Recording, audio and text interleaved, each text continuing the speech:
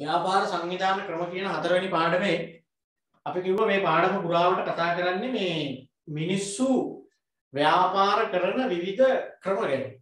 එක විදි. බිස්නස් කරනවා කියලා කිව්වහම ව්‍යාපාර කරනවා කියලා කිව්වහම හැමෝම එකම විදිහකට නෙවෙයි ව්‍යාපාර කරන්නේ. එක අය එක ක්‍රම වලට කරනවා. ඒ ක්‍රම ටික ගැන මේ කතා කරගෙන යන්නේ. එතකොට අපි ගිය මාසේ කතා කරා තනි පුද්ගල ව්‍යාපාර කියන ක්‍රමය, හවුල් ව්‍යාපාර කියන ක්‍රමය. දැන් අපි අද කතා කරනවා අනේ ඊට පස්සේ අපි මේ මාසෙත් කතා කරන්නේ සමාගම් ක්‍රමය ගැන කතා කරා. සමුපකාර කියන ක්‍රමය ගැන කතා කරා. ඒ හැම ක්‍රමයකම සුවිශේෂී ලක්ෂණ තිබ්බා. ලියාපදිංචි කරන ක්‍රියාපිළිවෙත් තිබ්බා. වාසි අවාසි තිබ්බා. ඒවා මතක තියාගන්න. අද අපිට තියෙන බිස්නස් කරන්න මිනිස්සු හොයාගෙන තියෙන තවත් අලුත් ක්‍රමයක් ගැන කතා කරන්න. ඒක තමයි වරලත් ව්‍යාපාර කියලා කියන්නේ. හරි. වරලත් ව්‍යාපාර. මේකත් උදේ දැන් මේ මිනිස්සු දිනු වෙන්න බිස්නස් කරන්න එක ක්‍රම එක විදි එක හොඳ ක්‍රම හොයනවනේ. එහෙම ක්‍රමයක් තමයි මේක. දැන් අපි දන්නවා සාමාන්‍යයෙන් බිස්නස් එකක් කරලා පොඩි තැන ඉඳන් බිඳුවේ ඉඳන් පටන් අරගෙන තමන්ගේ බ්‍රෑන්ඩ් එක, තමන්ගේ ව්‍යාපාරික නාමය රටේම ජනප්‍රිය කරගන්න. මුළු ඒරියා එකේම ජනප්‍රිය කරගන්න. ලෝකෙම ජනප්‍රිය කරගන්න. තමා ඕනම ව්‍යාපාර කරන කෙනෙක් දඟලන. ඉතින් සමහර ව්‍යාපාරිකයෝ සෑහෙන කට්ටක් කාලා එන කාලයක් ඉඳලා ඒ තත්ත්වෙට ආපුවා ඉන්නවා. සමහර බ්‍රෑන්ඩ් කියලා කියන්නේ සන්නම් කියන එක. සමහර නම් අපිට හිතේ කාවෙදිච්ච නම්. ඉතින් ඒ වගේ බ්‍රෑන්ඩ් එකක් තියෙන, ඒ වගේ සන්නමක් හිමි කරගෙන තියෙන ව්‍යාපාරිකයොත් එක්ක තරඟ කරන්න හරි අමාරුයි. උදාහරණයක් විදිහට දන්තාලේප කියපු ගමන්ම ඕගොල්ලන්ට සුටුස් ගාලා මතක් වෙන නම චුට්ටක් කියන්නේ.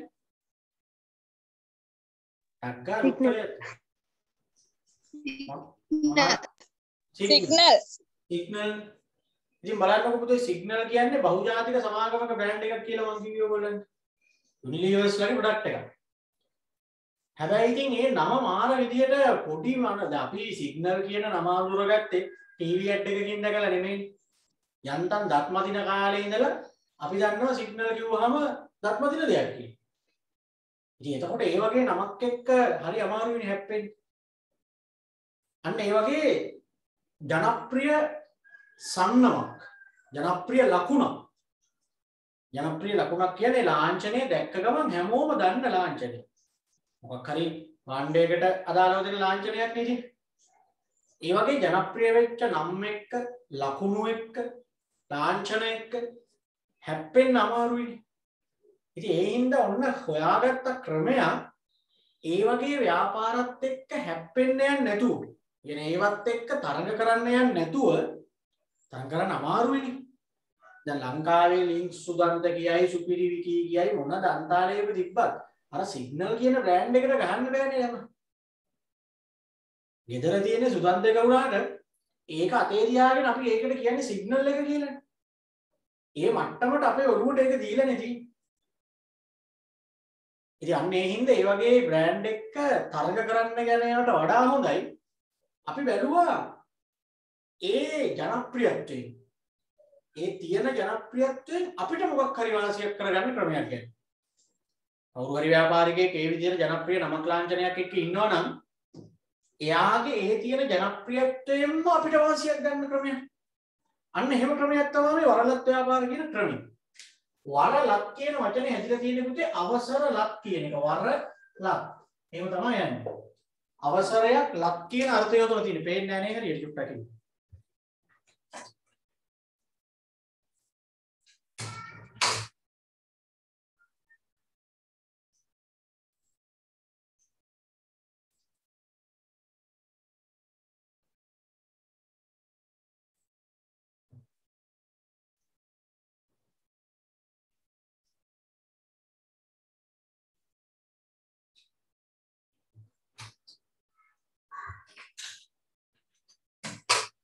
හරිද?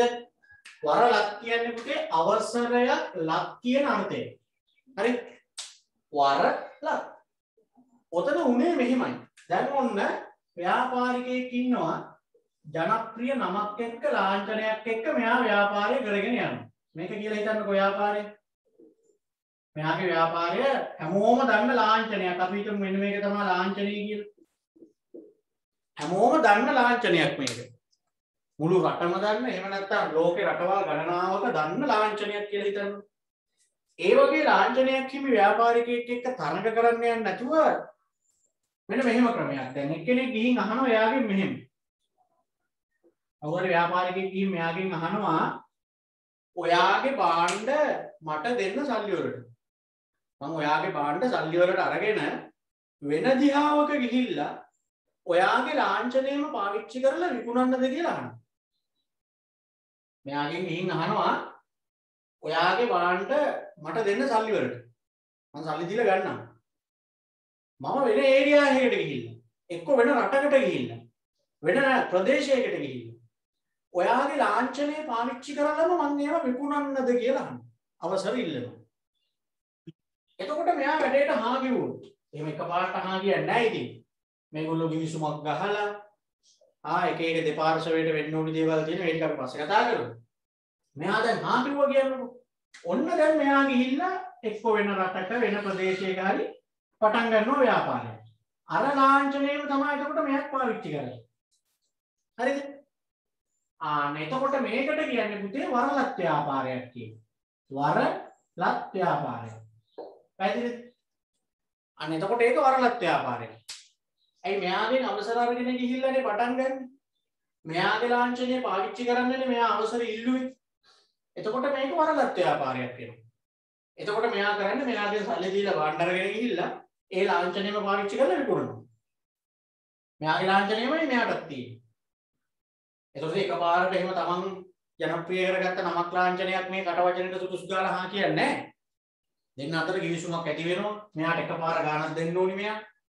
ඊට අමතරව විකුණන හැම ඒකකයකටම මෙයාට මාසෙකට ගාණක් එවන්න ඕන. පුරස්කාර කියලා අපි ඒවට කියන්නේ. එහෙම වෙලෙදී මෙයා වැඩේ කරන්න යනවා. එතකොට මෙයාත් එක්ක හැප්පෙන්න ගියේ නෑ. එයාගේ නමම එයාගේ ජනප්‍රියත්වයම මෙයා පාවිච්චි කරගන්න. මේක හැමෝම දන්න ලාංඡනයක් නේ. එතකොට මෙයා ව්‍යාපාරේ පටන් ගත්තාම නුපුරුදු ගතියක් නැහැනේ, අලුත් ගතියක් නැහැනේ, පුරුදු ලාංඡනයක්. ලංකාවේ තියෙන ඒ වගේ ඒවා. මොනවාද ලංකාවේ තියෙන ඒ ක්‍රමයට කරන ඒවා? खनिज तेल අලවිසැල්. අපේ වචනෙන් කියනවා නම් පෙට්‍රල් සෙඩ්. සෙඩ් එක තියෙන තෙල් ගහන්න යන්නේ. බලන්නකෝ ඕනිම තැනක මොන සෙඩ් එකක් තිබ්බත් අපි බය නැතුව ගිහින් තෙල් ගහනවනේ. අර වෙන කඩවල් වගේ කඩවල් තෝරන්න වගේ සෙට් තෝරන්නේ අර සෙඩ් එකේ තෙල් හොඳයි, අරකේ තෙල් වලට වඩා මේකේ තෙල් හොඳයි. එහෙම නැහැ. අපි දන්නවා කොයි සෙඩ් එකෙත් තියෙන්නේ කාගේ තෙල්ද? ඛනිජ තෙල් නීතිගත සංස්ථාවේ තෙල්. දැන් මට පෙට්‍රල් සෙට් එකක් කරන්න ඕන නම් මගේ වරලත් හිමියා, මෙයාට කියන්නේ වරලත් හිමියා කියලා මේ ලාංඡනයේ අයිතිකාරයා. එයා තමයි ඛනිජ තෙල් නීතිගත සංස්ථාව. මම එයාගෙන් ගිහින් අවසර ඉල්ලනවා. මම ඔයාගේ තෙල් ගන්නම් සල්ලි වලට ඔයාගේ ලාංඡනය පාවිච්චි කරලා මම විකුණනවා. එතකොට යම්කිසි ඒරියා එකකට මට අවසර දෙනවා. යම්කිසි භූගෝලීය ප්‍රදේශයකට මට අවසර දෙනවා. ඒගොල්ලෝ ඇවිල්ලා බලලා ඒ තැන ගැලපෙනවා නම් ඒ දුර ප්‍රමාණයන් බලන එක සෙට් එකකින් ඉඳලා අනිත් සෙට් එකට ඒව බලන්න එපා. අවසර දෙනවා. දැන් ඉතින් මම දානවා සෙට් එක. සෙට් එක දාපු දවසේ ඉඳලා මගේ සෙට් එකට වාහන යනවා තෙල් ගහන්න. මම අලුතෙන් දාපු සෙට් එකක් කියලා මිනිස්සු නිකන් මැලිකමක් දක්වනවා දෙන්න. අනේ ඕක අලුත් කඩයක් ෂුවර් නෑ එහෙම කියේ. නෑ ඉතින් අපි වාහනය යනකොට බලන්න තෙල් ඉවරයි නම් බලාගෙන යනවා කෙලින්ම අර ලාංඡනය දැක්ක ගමන් දැම්ම තෙල් ගෙවුවා. අර පන්දමක් අතින් ගත්ත මිනිහෙක් ඉන්නේ රතු පාට. ඒකනේ ලාංඡනේ. ඉතින් කාගේ සෙට් එක වුණත් අපි දන්නවා තියෙන්නේ අර තෙල් කියලා. ඒ නිසා දැන් අනිත් ව්‍යාපාරයක් අලුතෙන් පටන් ගත්තාම වගේ ගඩතුරු කරු හුරු කරගන්න ඕනේ නැහැනේ සෙට් එකකට. දැන් මම අලුතෙන් කැම කඩයක් දැම්මා නම් ඉතින් ටික දවසක් යනවා මිනිස්සු හුරු වෙන්න මගේ කඩේ. මම සෙට් එකක් දැම්මත් ඕපන් කරපු වෙලේ ඉඳලා වාහන එනවා. මොකද මිනිස්සුන්ට ඒක අලුත් ගතියක් නෑ. ලාංඡනේ තිබ්බනම් නෙවුවද? එහෙමනේ යන්නේ. අන්න බලන්න. ඒක ඛනිජ තෙල් අලවිසල් ඔක්කොම යන්නේ මෙන්න මේ ක්‍රමයට. වරලත් ව්‍යාපාර ක්‍රමයට. ඒතකොට එකපාර ලොකු ගාණක් දෙන්න ඕනේ සෙට් එකකට මම හිතන්නේ කෝටි ගාණක් ගන්නවා ඒ එකපාර. ඒක තමයි අවසර දෙන්නේ. ඊළඟට මාසයක් ගානේ ඔය විකුණන හැම තෙල් ලීටරයකින්ම යම් කිසි ගාණක් සංස්ථාවට යනවා. එහෙම තමයි කොන්දේසි. අර එතන ඉතුරු වෙන ලාභය ඉතින් සෙට් එකේ අධිකාරියට තියෙනවා. මෙතන තියෙන ප්‍රශ්නේ තියෙන්නේ එතකොට අවදානමක් නැහැ. දැන් වෙන මොනවා හරි කඩයක් දැම්මොත් එහෙම මගේ කඩේට මිනිස්සු එයිද නැද්ද කියලා මට සැකයක් තියෙනවා. මේ ක්‍රමයට සෙට් එකක් දැම්මොත් ආයි ෂුවර් නැත්තේ නෑනේ. ෂුවර් බිස්නස් එකක්. අනිවාර්යෙන් ඉතින් වාහන ඇවිල්ලා තෙල් ගහනවා. අන්න බලන්න. දැන් ඔයගොල්ලෝ දන්න පෙට්‍රල් සෙට් බලන්නකෝ. දැන් පැල්මඩුල්ල පත්තරේ යනකොට අතන තියෙනවා මොකක්ද ඒ හැටියට කියන්නේ සන්නස් ගමද කොහෙද? සෙට් එකක් අර PNS එකත් එක්ක තියෙන සෙට් එක. ඔක මම හිතන්නේ පවිත්‍රාවන්‍ය ආරච්චි. දැන් එයාගේ සෙට් එක කියලා තෙල් වල වෙනසක් නැහැ. ඊළඟට ආයෙ පැල්මඩුල්ල පැත්තට යනකොට බලංගොඩ පැත්තට යනකොට තියෙනවා KDG උපසේන මාත්‍ය සෙට් එක. කුරුමිටක් තියෙනවා යාගේ සෙට් එක. ඔය වගේ ඉතින් සෙට් වල ඉන්න එක එක අයිතිකාරයෝ. අපි දන්නෙත් නැහැ කවුද අයිතිකාරයෝ කියලා. අපි බලන්නේ ආ සෙට් එක. එච්චරයි. අන්න එක ක්‍රමයක්. ඒ වරලත් ව්‍යාපාර පටන් ගන්න එක විදියක්. මෙයාගෙන් අවසර අරගෙන ගිහිල්ලා මෙයා බඩු විකුණනවා. මෙතන වෙන්නේ මෙයාගෙන්ම සල්ලි දීලා නම් ගිහිල්ලා නේ විකුණන්නේ. හරිද? තව ක්‍රමයක් තමයි තව එක්කෙනෙක් ගිහින් අහනවා මෙහෙම. තව එක්කෙනෙක් ගිහිල්ලා මෙයාගෙන් අහනවා ඔයාගේ භාණ්ඩ එපා. මට ඔයාගේ භාණ්ඩ හදන ක්‍රමය කියලා දෙන්න. මට ඔයාගේ ක්‍රමය දෙන්න. මං ඒ ක්‍රමයටම හදලා ඔයාගේ ලාංඡනය පාවිච්චි කරලා විකුණන්නද කියලා අහනවා. දැන් මෙයා අවසර ඉල්ලුවේ මොකටද? මෙයා අවසර ඉල්ලුවේ මෙයාගේ භාණ්ඩ සල්ලි වලට අරන් ගිහලා විකුණන්න. මෙයා අවසර ඉල්ලන්නේ මොකටද? සල්ලි දීලා භාණ්ඩ අරන් ගිහින් විකුණන්න නෙමෙයි. මෙයාගේ ක්‍රමය ඉල්ලන්නේ. ඔයා භාණ්ඩ හදන ක්‍රමය මට කියන්න. මං ඒ ක්‍රමයට හදලා විකුණන්නද කියලා අහනවා. දැන් එතකොට මෙයා අවසර දෙනවා කියන්නේ වරක විදිහට ආ කිව්වොත් එහෙම ඔන්න මෙයා පටන් ගන්න ව්‍යාපාරයත් වරලත් ව්‍යාපාරයක් වෙනවා. එතකොට මේකත් වරලත් ව්‍යාපාරයක්. හරි මේකත් වරලත් ව්‍යාපාරයක්. හැබැයි එයා අවසර ගත්තේ අර වගේ නෙමෙයි. මෙයා ගෙලින්ම අවසර ගත්තේ භාණ්ඩ හදලා විකුණන්න. එතකොට මෙයාගෙන් ක්‍රමය ඉල්ල ගන්න ඕනේ භාණ්ඩ හදන ක්‍රමය. ඒ ක්‍රමයට යන වරලත් ව්‍යාපාර මොනවද තියෙන්නේ ලංකාවේ? ඇයි කොකාකෝලා, පෙප්සි කෝලා, මයි කෝලා ඔය බීම කම්පැනි ටික තනිකර යන්නේ මේ ක්‍රමයට. කොකාකෝලා අපේ නෙවෙයිනේ යුරෝපියන් ප්‍රොඩක්ට් එකක් නේ. කෙලින්ම අපේ කට්ටිය එහෙන් අවසර අරගෙන ඇවිල්ලා තියෙන්නේ. එහෙන් අවසර අරගෙන ඇවිල්ලා තියෙන්නේ කොකාකෝලා මෙහෙ හදලා විකුණන්න. එතකොට කොකාකෝලා වල ලාංඡනයම ගහලා විකුණන්න ඕනේ. ඒ නමම ඒ ලාංඡනයම ගහලා තමයි අපි විකුණන්න ඕනේ. හැබැයි අපි හදලා තමයි විකුණන්නේ. හදලා විකුණන්නට අරයාගේ ලාංඡනයනේ පාවිච්චි කරන්නේ. එයාගේ ලාංඡනය තමයි අපි පාවිච්චි කරන්නේ. ඒක වරලත් ව්‍යාපාරයක්. එකපාර යාට විශාල මුදලක් දෙන්න ඕනේ. මාසයක් ගානේ විකුණන හැම කොකාකෝලා බෝතලයකින්ම යාටත් ගාණක් යනවා. ඒව යන්නේ ඒ ක්‍රමයෙන්. හරි. කොකාකෝලා, පෙප්සි කෝලා ඒවා. එතකොට මම දන්නවා ළමයි කල්පනා කරනවා ඉතින් මෙහෙම. ඉතින් දැන් එහෙම කොකාකෝලා එහෙම හදන ක්‍රමේ අපි අහගෙන ආවනම් අපිට බැරිය ඉතින් වෙන නමක් දාලා කොකාකෝලා මේ හදලා අපේම ලාංඡනයක් හදාගෙන විකුණන්න. එහෙම හිතනවා නේද? ලංකාවේ උන් ඕක කරන්න පුළුවන් නම් නොකර ඉන්නේ නැහැ. අනිවාර්යෙන් ඕක කරන්න පුළුවන් නම් ලංකාවේ මේ ගේම දෙනවම තමයි විශේෂයෙන්. වෙන රටවල් වල කෙසේ වෙතත්. එහෙම නිකන් ළමයි මේ ක්‍රමයේ දෙනවා කිව්වට ඕගොල්ලෝ හිතන්න එපා නිකන් අර ගෑනු කට්ටිය එකතු වෙලා මලගෙවල් වල බීම හදනවා වගේ මේ කොකාකෝලා හදන හැටි අර ටීවී එකේ කැම જાති හදන්න කියලා දෙනවා වගේ කියලා දෙන්නේ නැහැ. දැන් මේව මෙච්චරක් දාන්න ඊළඟට මෙහෙම දාන්න දැන් මේ ටික ඇඳි ගන්න ඊළඟට ඔහොම ගගා කියන්නේ නැහැ එහෙම. ඒගොල්ලෝ මික්සර් එක දෙනවා. මූලික මික්සර් එක ඒගොල්ලෝ දෙනවා. ඒක ඒගොල්ලන්ගෙන් සල්ලි දීලා ගන්න ඕනේ. අපිට තියෙන්නේ ඒ ටික දිය කරලා දෙන්න විතරයි. දිය කරලා බෝතල් වලට දාලා කේස් වලට දාලා ගිහින් දෙන්න විතරයි තියෙන්නේ. ඒක තමයි හදලා විකුණනවා කියන්නේ. එහෙම නැතුව පූර්ණ රහස් ටික දෙන්නේ නැහැ. එහෙම දුව ඒකනේ කොකාකෝලා වල ඒ තියෙන රසට සමාන වෙන බීම જાතියක් ලෝකේ කොහෙවත් නැහැ.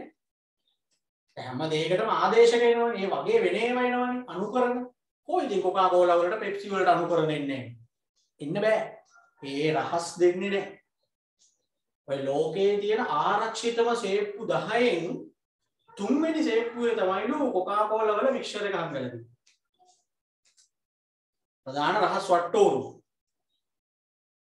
ඉතින් ඒක නිසා දැන් අර අපේ කට්ටිය හදලා විකුණනවා කිව්වම මික්සර් එක දෙනවා දිය කරලා දෙන්න විතරයි තියෙන්නේ.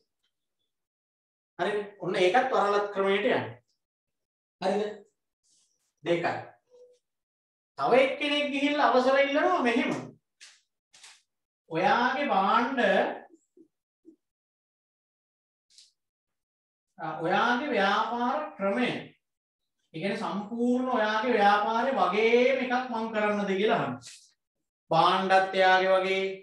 එතකොට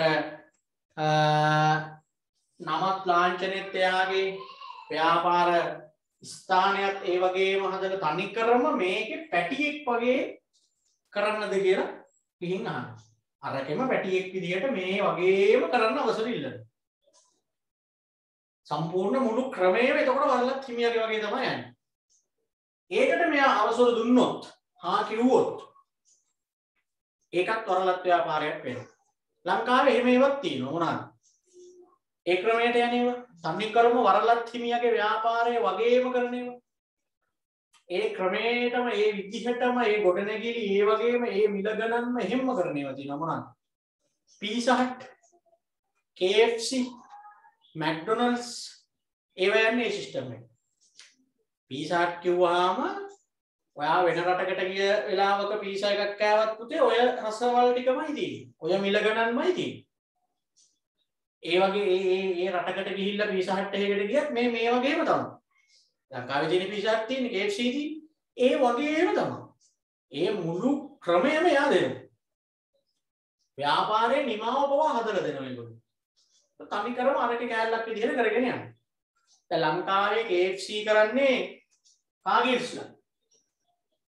කාගිල්ස් තියෙන ෆුඩ් සිටි එකේ ඒගොල්ලෝ තමයි KFC එක කරන්නේ. ඒගොල්ලෝ ගිහිල්ලා එහෙන් ඇමරිකාවෙන් අවසර අරගෙන ඇවිල්ලා මෙහෙ KFC කරනවා. ඒසොට ලංකාවේ වරලත් ලාභියා තමයි මේ කාගිල්ස්. අවසර ගන්න කෙනාට කියන්නේ වරලත් ලාභියා කියලා. අවසර දෙන කෙනාට කියන්නේ වරලත් හිමියා කියලා. ඒතොර ලංකාවේ මේ පීසා හට් කරන්නේ කවුද? කීල්ස්. කීල්ස් සුපර්හිමදී ඩෝන් කීල්ස්. එයා තමයි ලංකාවේ වරලත් ලාභියා. එයා තමයි අරහෙන් අවසර අරගෙන ඇවිල්ලා KFC එක මෙහෙ කරන්නේ. තේරුණා නේද? එතකොට බලන්නකො KFC වගේ බ්‍රෑන්ඩ් එකක් එක්ක හැප්පෙන්න බෑනේ. ලංකාවේ මොකක් හරි අලුත් නමක් දාගෙන පුළුවන්ද KFC වලට එක තරඟ කරන්න? ගේමිල්ලන් ලංකාවේ මොකක් හරි දාගෙන පුළුවන්ද Pizza Hut කියන බ්‍රෑන්ඩ් එකත් එක්ක තරඟ කරන්න? බෑනේ. ඉතින් ඊට වඩා හොඳයි ඒගොල්ලෝ ගිහින් අවසර අරගෙන එනවා. එයාගෙම මේ නමම මේ ලාංඡනය මේ විදිහටම මෙහෙ කරන්න කියනවා. දැන් ඕගොල්ලන්ගේ නගරයට KFC එකක් ආවොත් එහෙම අමුතුම જાතියේ අලුත්ම කඩයක් ටවුන් එකේ පටන් ගත්තා වගේ දැනෙන්නේ නැහැ. ඕගොල්ලෝ හොඳට අහලා තියෙනවා KFC. සමහරට ඒවට ගිහිල්ලක් තියෙනවා. එතකොට ඕගොල්ලෝ කියන අපේ ටවුන් එකෙත් දැන් KFC එකක් තියෙනවා එච්චරයි. එහෙම නැතු මේ KFC කියලා එකක් දාලා මොනවාද අප්පා ඒකේ තියෙන්නේ? එහෙම නැහැ. අපේ ටවුන් එකෙත් දැන් KFC එකක් තියෙනවා. මේ KFC කියන්නේ හුරුයි. දැකලා පුරුදුයි, අහලා පුරුදුයි. සමහරව ඒවට ගිහින් කාලා බීලක් තියෙනවා. එච්චරයි. අන්න බලන්න වරලත් ව්‍යාපාර ක්‍රමය කියන්නේ ඔන්න ඔහොම ක්‍රමයක්. ජනප්‍රිය නමක් ලාංඡනයක් ගිවිසුමක් යටතේ තව කෙනෙකුට දෙනවා. තව කෙනෙකුට අවසර දෙනවා පාවිච්චි කරන්න කියන. එතකොට ඒවට කියනවා වරලත් ව්‍යාපාර කියලා. අවසරයක් ලත් කියන අර්ථය තමයි වරලත් කියලා කියන්නේ. හරි නේද? ආයෙත් එහෙනම් වරලත් ව්‍යාපාර කියන තැනට එන්න ටියුට් එකේ මොනවා හරි දැනගන්න දේවල් තියෙනවා නම් උගන්වන්නත් එම අහන්න. වරලත් ව්‍යාපාර කියවන්න බලන්න අර මූලික හැඳින්වීම තියෙන නෝට් එක. කිසියම් භාණ්ඩයක් හෝ සේවාවක් සපයන ආයතනයක් එම භාණ්ඩය හෝ සේවාව නිශ්චිත වෙළඳ ප්‍රදේශයක අලෙවි කිරීමට තවත් ව්‍යාපාරයකට අවසර ලබා දීමට යොදා ගන්නා ක්‍රමයයි.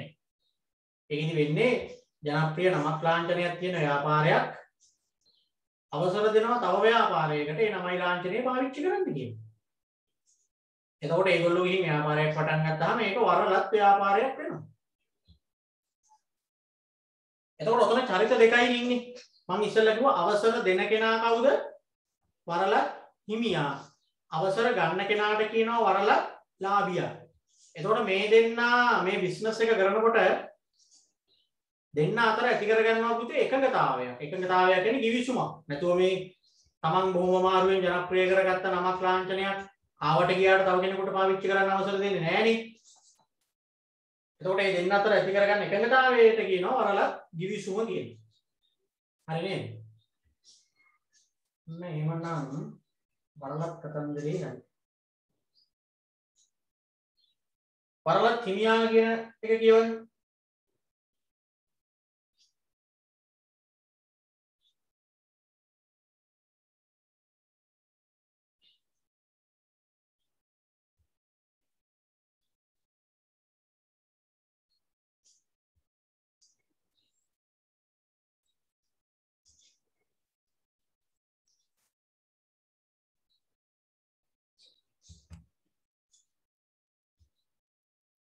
හරි.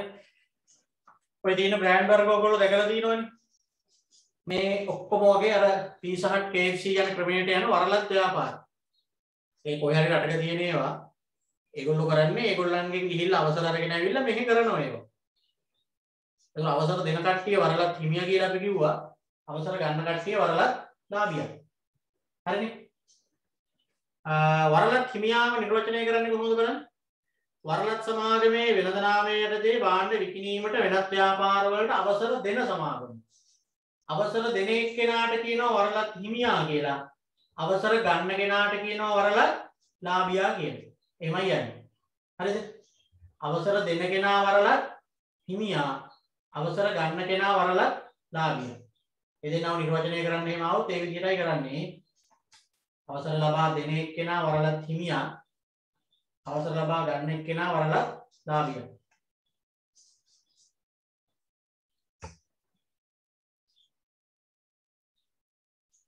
හරි. සෞතන මේ දින උදාහරණ කීපයක්. මැක්ඩොනල්ඩ්ස් කරන්නේ කවුද ලංකාවේ?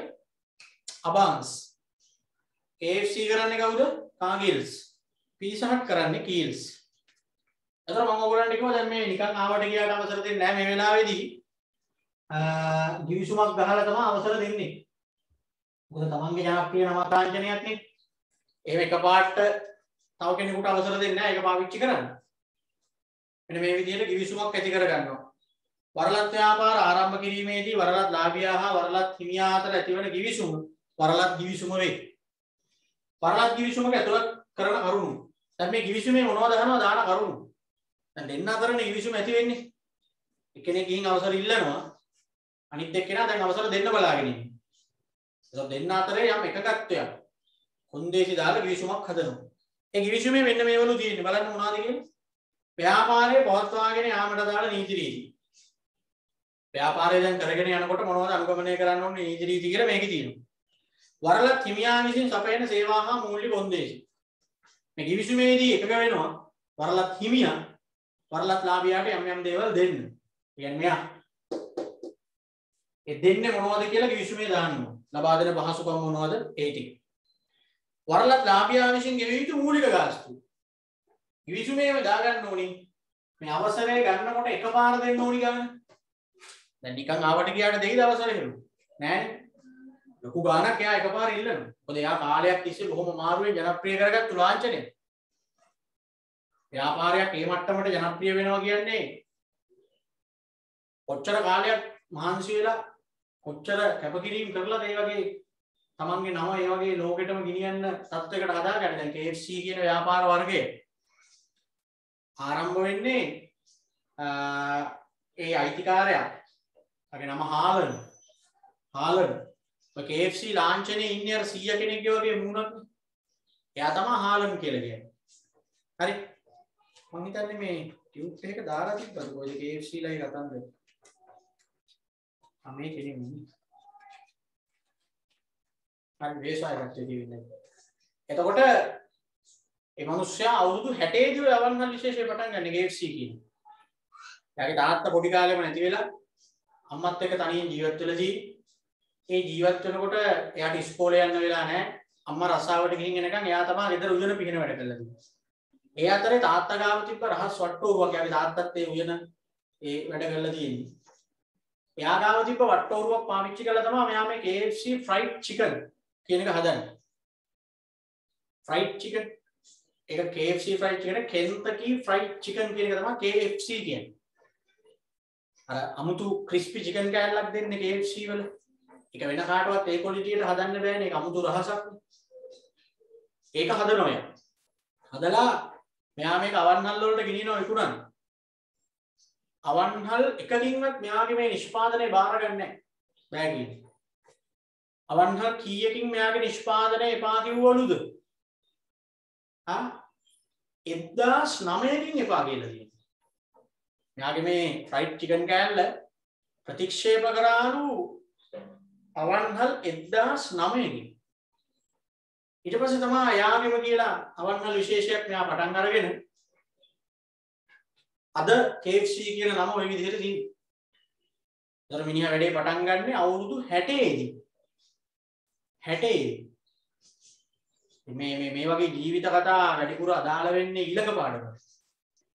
ව්‍යවසායකත්වයේ පාඩමට. මම අර KFC කියන එක ගැන ආපු හින්දා දැන් මේ කිව්වේ. ඉතින් එහෙම දඟලලා ජනප්‍රිය කරගත්ත නම ලාංඡනේ ඊට ආවට ගියාට දෙන්නේ නැහනේ. ඒ නිසා මූලික වශයෙන් ගෙවන්න ඕනි ගාස්තුවක් එහෙම තියෙනවා. ඒවා මේ කිවිසුමේ දාන්න ඕනේ. මාසිකව ගෙවිය යුතු පුරස්කාරය. පුරස්කාරය කියන්නේ බුදු නිකන් ගාස්තුවක්. අර ගෙවල් කුලී ගෙවන්නා වගේ නිකන් කුලියක් වගේ එකක්. ඒතර එකපාර ගාණක් දුන්නට මදි. වරලත් ලාභියා වරලත් හිමියට මාසයක් ගානේ පුරස්කාර ගෙවන්න ඕනේ. ඒ ගෙවන්න ඕනේ පුරස්කාර කීයද කියලා කිවිසුමේ දාන්න කියලා තියෙනවා. ඔන්න වරලත් කිවිසුමක ඇතුළත් කරන කරුණු. ඔවා තමයි මොනවද? වරලත් කිවිසුමක ඇතුළත් කරන කරුණු. තමයි කිවිසුම ඇති වෙන්නේ කවුරු අතරද? වරලත් හිමියා සහ වරලත් ලාභියා කියන දෙන්න අතර. හරිද? ඊළඟට වරලත් කිවිසුම අනුව වරලත් ලාභියා ඉටු කළ යුතු කාර්යභාරය අපෙන් අහනවා. දැන් කිවිසුම ඇති කරගත්තට පස්සේ වරලත් ලාභියා මොනවද කරන්න ඕනේ? දැන් වරලත් ලාභියා කියන්නේ කවුද මෙතන? අවසර ගන්න කෙනා. අවසරේ ගන්න කෙනා. එයා කරන්න ඕනේ මොනවද කියලා අහනවා. කිවිසුමේ තියෙන විදිහට නම් එයා කරන්න ඕනේ මෙන්න මේවා. වරලත් හිමියා පනවන කොන්දේසි අනුව කටයුතු කිරීමට එකඟ වීම. වරලත් හිමියාගේ කොන්දේසි වලට කටයුතු කරන්න එකඟ වෙනවා. ප්‍රාග්ධනය ආයෝජනය කිරීම. ඒ කියන්නේ තමන්ගේ ව්‍යාපාරය පටන් ගන්න ඕනි කරන ප්‍රාග්ධනය එයා දාන්න ඕනේ. ඒක වරලත් හිමියා දෙන්නේ නැහැ. වරලත් හිමියා දෙන්නේ එයාගේ නමයි ලාංඡනය පාවිච්චි කරන්න දෙනවා එච්චරයි. දැන් මම පෙට්‍රල් සෙට් එකක් දානවා නම් කණජ දේශික සංස්ථාවෙන් ඒගොල්ලන්ගේ ලාංඡනය පාවිච්චි කරන්න මට අවසර දෙනවා. සෙට් එක දාන්න වියදම මම කරන්න ඕනේ. අර සෙට් එක වගේ හදලා අර බිමට අනම්මනම් මේව කරලා ඒ හේරම ඔක්කොම මම කරන්න ඕනේ විදිහට.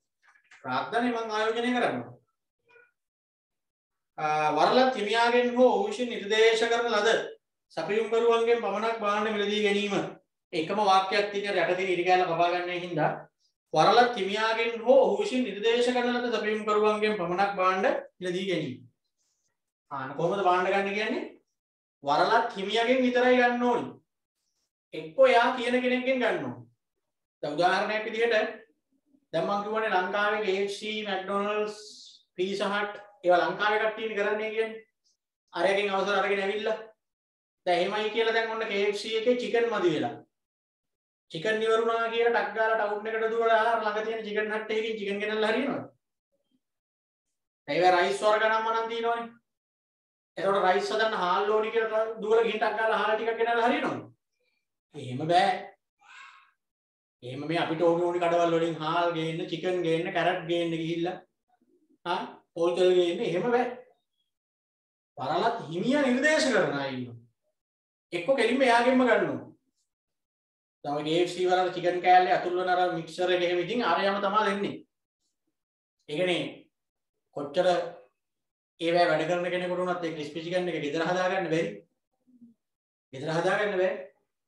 KFC එකේ කිචන් එකේ කුස්සියේ ඒ චිකන් කියන්නේ ඉතින් ගැලින්ම ඒ වෙලේ බැදලා දෙන්නේ ඇතුලේ. ඒ චිකන් බදින එකට ගෙදර ගිහිල්ලා බදින්න පුළුවන් දෙන්න. උටත් බෑ. පොඩ්ඩක් ඉතින් ඊට සමානව කොහෙන් හරි ඉතින් පුරුදු වෙලා ගන්න වැඩි. අර රහට ගන්න බෑ. මොකද අර මික්සර් එක දන්නේ. ඒවා එහෙ කෙලින්ම වරලත් හිමියගෙන්ම ගන්න ඕනේ. ඊට අමතරව ඔය ඉතින් හාල් චිකන් අනම්මනම් ඒව නම් ඉතින් ඒ රටින්ම ගන්න ඕනි නැතුව ඇති. එයා කියන එකෙන් ගන්නවා. දැන් නිකමට හිතන්න දැන් ඔය Pizza Hut එකේ එහෙම දෙනවනේ අර සෝස් පැකට් එක. සෝස් පැකට් එකක් දෙන්න. ඒ දෙන සෝස් පැකට් එක මොන සෝස් පැකට් එකක්ද දෙන්නේ? හැමදාම එකම මේ එක දවසට එක සෝස් පැකට් දෙනවද? නෑ. ඒකේ දෙන්නේ කිඩ්ස් කියන සෝස් එක. ඒ කිඩ්ස් කියන සෝස් එක ගහන්නේ කාගේ ඉස්ලා. එතකොට ඒ වගේ අර ඒගොල්ලෝ ඉතින් කොහොමත් ඒ තියෙන ක්වොලිටිය තියනවනේ. ඒ නිසා නිකන් එහෙම නැතුව අර නිකන් අර අපි නිකන් කඩේකට මාළු පාන් ගෙඩියක් ගන්න ගියාම අර දෙන්නේ සතු පාට බෝතලයකට සෝස් දාලා රොහොම විලිකලා දාගන්න. එහෙම දෙනවද KFC වල පීසා හට් වල? නෑ බ්‍රෑන්ඩ් එකක් එක්ක දෙන්නේ. අපි දන්නේ නැහැනේ අර බෝතලේ ඇතුලේ මොන සෝස් තියෙනවද කියලා. KFC ලගේ පීසා හට් වල සෝස් දුන්නොත් දෙන්නේ පැකට් එකක් නේද? ඒකේ තියෙනවා ගහලා නම් අනම්මන ගහලා දෙන්නේ බ්‍රෑන්ඩ් එක තියෙන්නේ. අනේ හින්දා වරලත් ලාභියා ඉටු කරන්න ඕනේ කොන්දේසියක් තමයි වරලත් හිමියාගෙන් හරි එයා කියන වෙන කෙනෙක්ගෙන් හරි විතරයි බඩු ගන්න ඕනේ. හරි? වරලත් හිමියාට ඉවිසගත් පරිදි ගාස්තු ගෙවන්න ඕනේ. ඔන්නවා තමයි වරලත් ලාභියාගෙන් වෙන්න තියෙන දේවල්. හරිද? ඊළඟට එනවා වරලත් ව්‍යාපාර වර්ග තුන. මේ තියෙන වර්ග තුන මම දැන් පැහැදිලි කරේ පටන් ගන්නකොට මෙයා එකක්. මෙයා මොනව කරන්නද අවසර ඉල්ලුවේ ගිහිල්ලා වරලත් හිමියාගේ භාණ්ඩ සල්ලි වලට අරගෙන නැවත විකුණන්න එයා අවසර ඉල්ලුවේ. එතකොට එයාට කියනවා පුතේ නිෂ්පාදිත වරලත් ව්‍යාපාර කියලා. ඒ වගේ අයට කියන්නේ මොනවා කියලාද? නිෂ්පාදිත වරලත් ව්‍යාපාර කියලා ඒවට කියන්නේ. මෙයා අවසර ඉල්ලුවේ මොකටද? මෙයා අවසර ඉල්ලුවේ හදලා විකුණන්නනේ. ඒ වගේ අයට කියනවා නිෂ්පාදන වරලත් ව්‍යාපාර. ඒ වගේ අයට කියන්නේ මොකද්ද? නිෂ්පාදන වරලත් ව්‍යාපාර. මෙයා අවසර ඉල්ලුවේ සම්පූර්ණයෙන් වරලත් හිමියාගේ ව්‍යාපාරේ වගේම එකක් කරන්නනේ. ඒගොල්ලන්ට කියනවා ව්‍යාපාර ක්‍රමය සඳහා වූ වරලත් ව්‍යාපාර කියලා. ව්‍යාපාර ක්‍රමය සඳහා වූ වරලත් ව්‍යාපාර. ආයෙත් බලන්න වරලත් ව්‍යාපාර වර්ග තුන ගැන බලන්න එන්නේ. නිෂ්පාදිත වරලත් ව්‍යාපාර. නිෂ්පාදිත කියන්නේ එතකොට ඒකේ ඔයගොල්ලෝ විශේෂයෙන් මතක තියාගන්න ඕනි පොයින්ට් එක තමයි සල්ලි දීලා අරගෙන විකුණනවා කියන එක. හරි මේකෙන් එතන ඔයගොල්ලෝ අන්ඩර්ලයින් කරගන්න මිලටගෙන නැවත විකිණීමට කියලා තියෙනවා. වරලත් හිමියාගේ වෙළඳ ලකුණු සහිත භාණ්ඩ ඔහුගෙන් මිලටගෙන නැවත විකිණීමට කියලා තියෙන ආන් එතන අන්ඩර්ලයින් කරගන්න.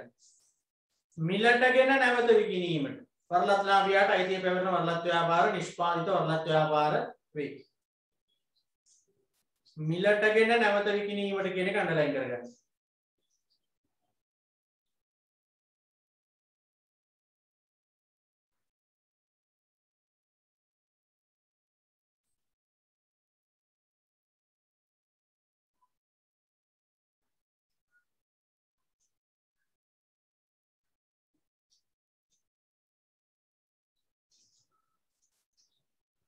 ඊළඟට තියෙනවා නිෂ්පාදන වරලත් ව්‍යාපාර. මෙතන ඔයගොල්ලෝ අන්ඩර්ලයින් කරගන්න ඕනේ නිෂ්පාදනය කර බෙදා හැරීමට කියන එක. ඒ කියන්නේ හදලා විකුණනවා කියන එකනේ එතන අර්ථය.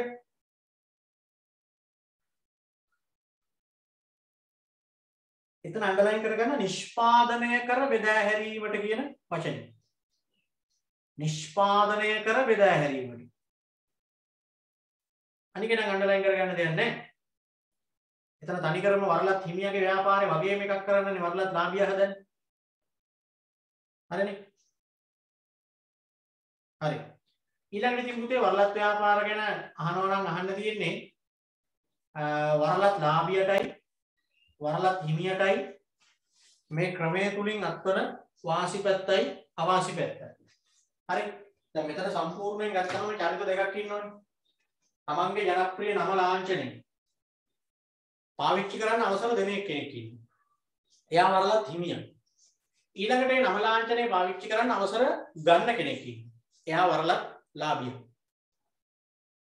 මේ ක්‍රමේදී වරලත් හිමියටත් වාසිය වාසි දෙකම තියෙනවා. වරලත් ලාභියටත් වාසිය වාසි දෙකම තියෙනවා. හරි. ඒක තමයි ඊළඟට අපෙන් ලියන පේපර් එකේ වගේ අහනවා නම් අහන්න පුළුවන් දේවල්. අපි මුලින්ම ලියමු වරලත් ව්‍යාපාරය තුලින් වරලත් හිමියාටත් වන වාසිය කියන විදිහ. වරලත් හිමියාට. ඒ කියන්නේ මෙයාට. දැන් මේ ක්‍රමයට කරන ව්‍යාපාර වලින් මෙයාට තියෙන වාසිය මොනවාද? ඒ කියන්නේ මේ තමන්ගේ ලාංඡනේ, තමන්ගේ නම කාලයක් තිස්සේ හදාගත්ත නම තවත් කෙනෙකුට පාවිච්චි කරන්න අවසර දීම තුලින් එයාට ලැබෙන වාසිය මොකක්ද කියලා අහන්න. පුළුවන් නම් හිතලා එකක් කියන්න බලන්න කවුරු හරි. මේ විදියට ජනප්‍රිය කරගෙන බොහොම මාරුවෙන් නමක් ලාංඡනයක් තව දිහාවක ගිහින් ඒ ලාංඡනය පාවිච්චි කරන්න කියලා අවසර දෙනවා. එහෙම අවසර දෙන එකෙන් එයාට ලැබෙන වාසියක් නිකන් මට හිතලා කියන්න බලන්න පොඩ්ඩක් සාමාන්‍ය දැනීමෙන් හරි හිතලා මොකද්ද වාසියක්?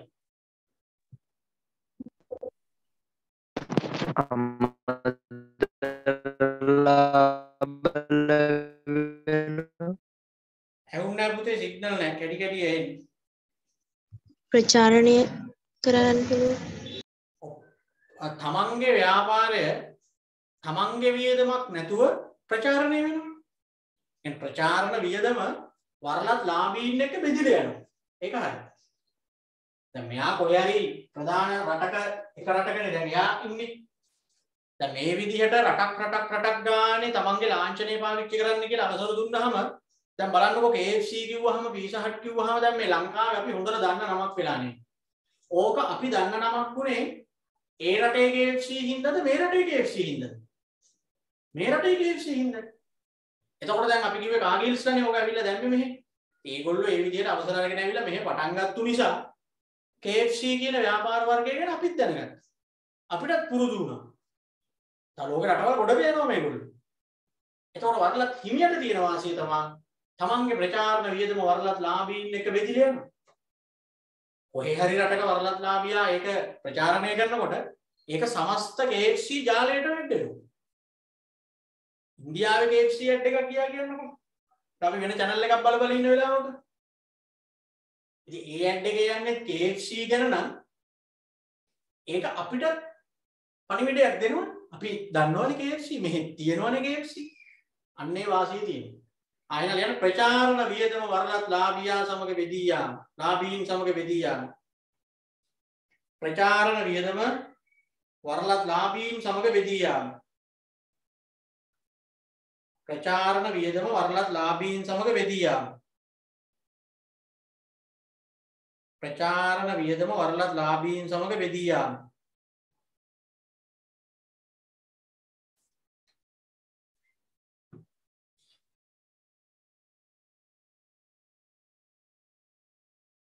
හරිද?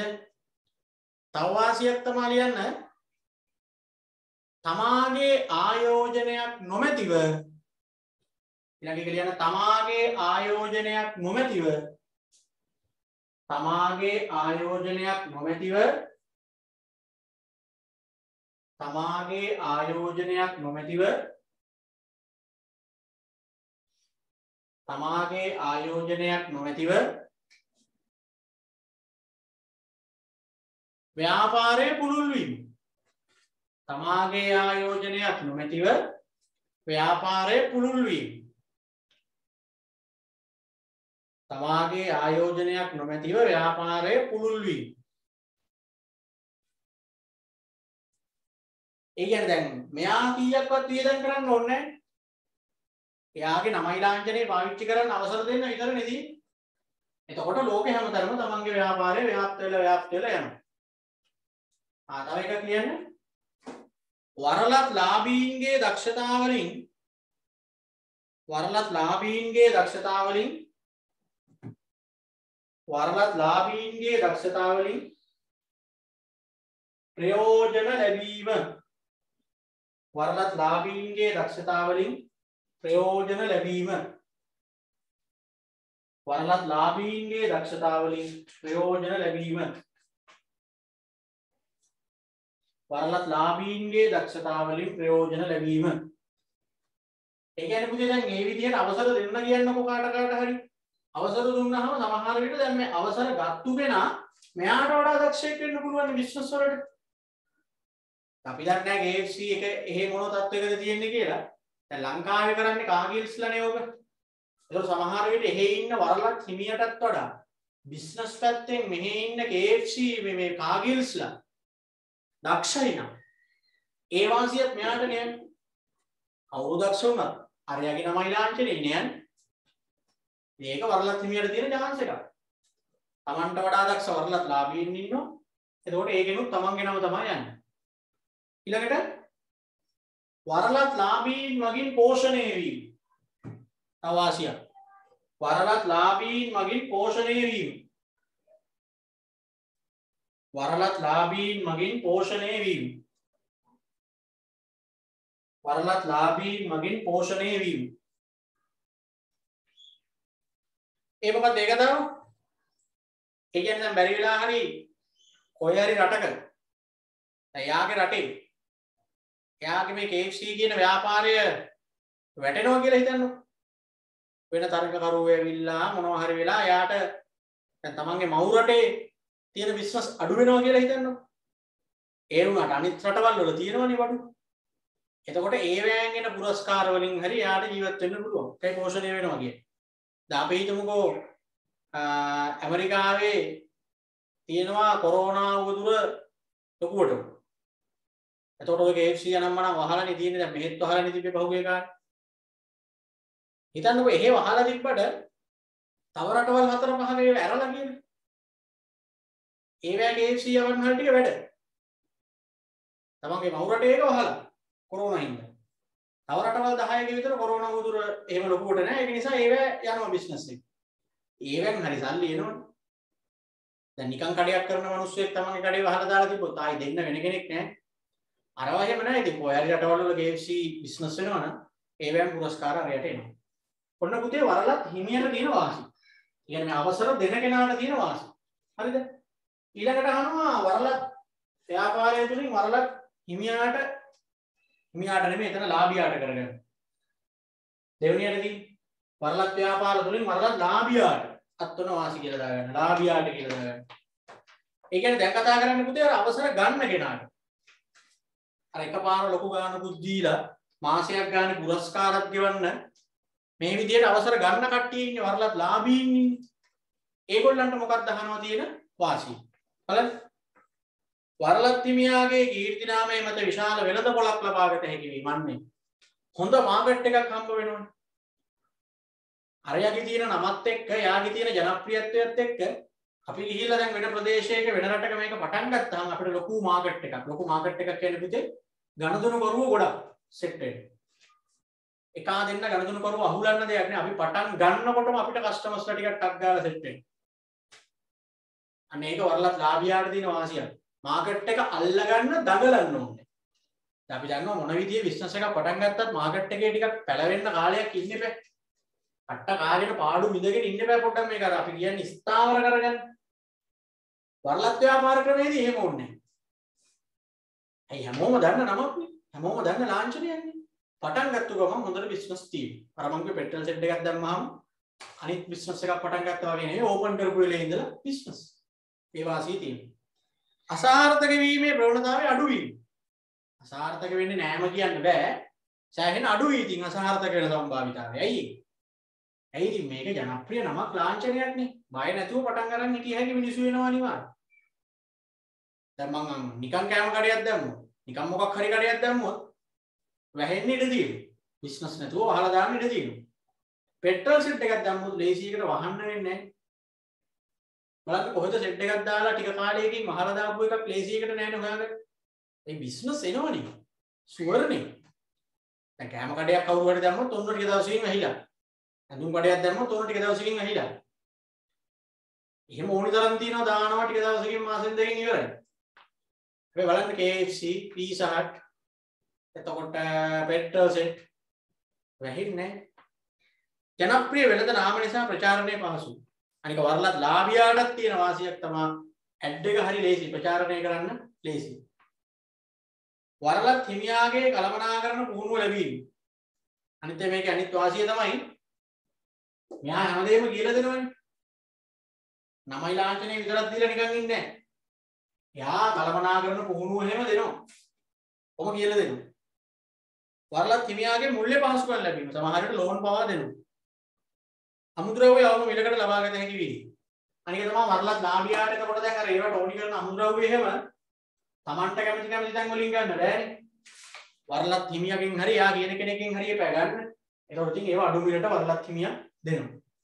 ඔන්න ඕවා තමයි වරලත් ලාභියාටත් උන වාසි. දැන් ඔන්න දෙන්නටම හිමි වෙන වාසි ටික කතා කරා අපි. වරලත් ව්‍යාපාර ක්‍රමයටදී චරිත දෙකයි. වරලත් හිමියා ඉන්නවා, වරලත් ලාභියා ඉන්නවා. තමන්ගේ නම ලාංඡනය පාවිච්චි කරන්න අවසරය දෙන කට්ටිය වරලත් හිමියා. අවසර ගන්න කට්ටිය වරලත් ලාභියා. හරි?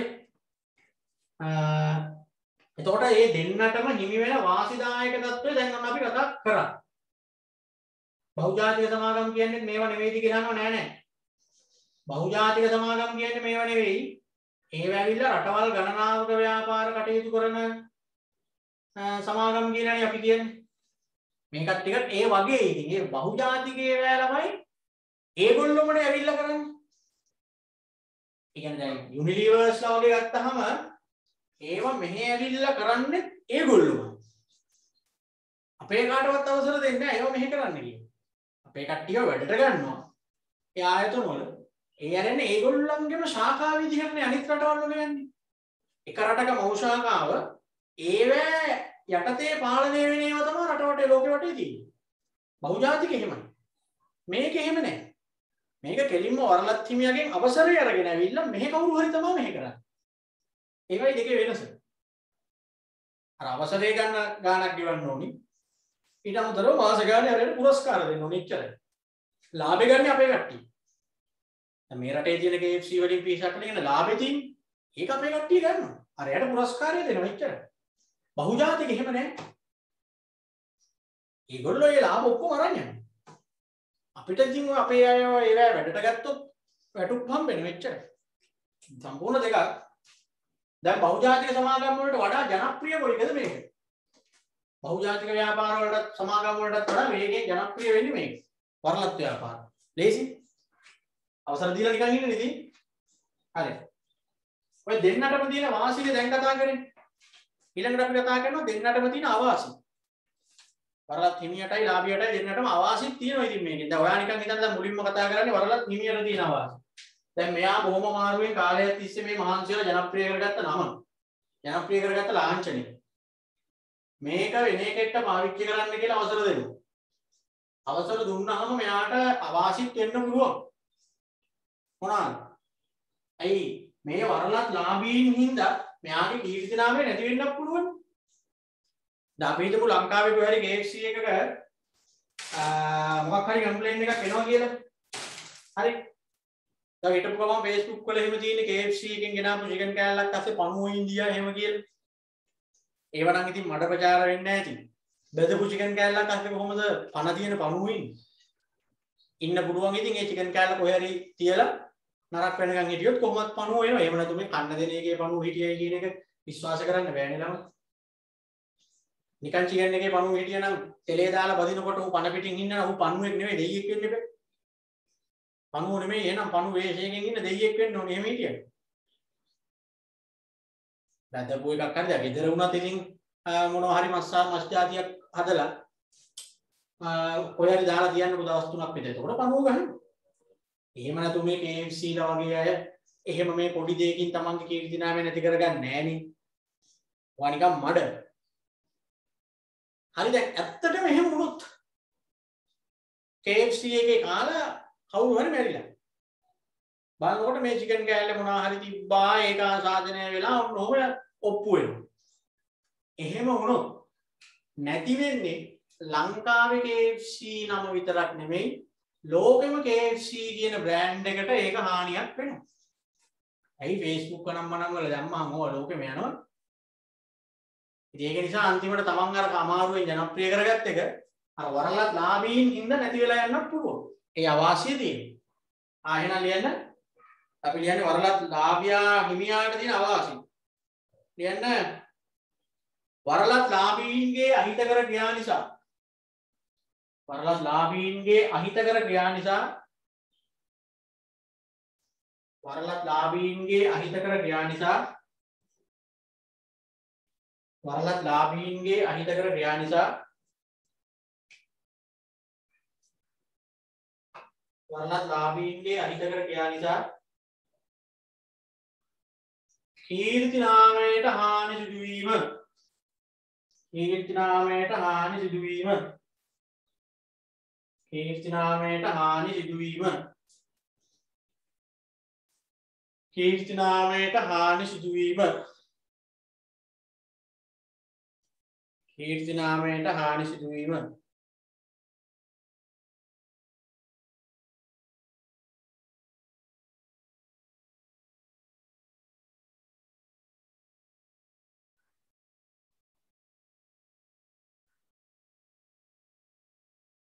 ඒ අවාසිය වරලත් හිමියන්ට තියෙනවා ඉතින්. අවසර දුන්නා වගේ නෙවෙයි කෙලවෙල යන්න පුළුවන් වරලත් ලාභීන් ඉඳලා. ඊළඟ එක වරලත් ලාභීන් අසාර්ථක වීමෙන් වරලත් ලාභීන් අසාර්ථක වීමෙන් වරලත් ලාභීන් අසාර්ථක වීමෙන් වරලත් ලාභීන් අසාර්ථක වීමෙන් වරලත් හිමියාටද පාඩු සිදුවීම. වරලත් හිමියාටද පාඩු සිදුවීම. වරලත් ලාභීන් අසාර්ථක වීමෙන් වරලත් හිමියාටද පාඩු සිදුවීම. වරලත් ලාභීන් අසාර්ථක වීමෙන් වරලත් හිමියාටද පාඩු සිදුවීම. පාඩු සිදුවීම.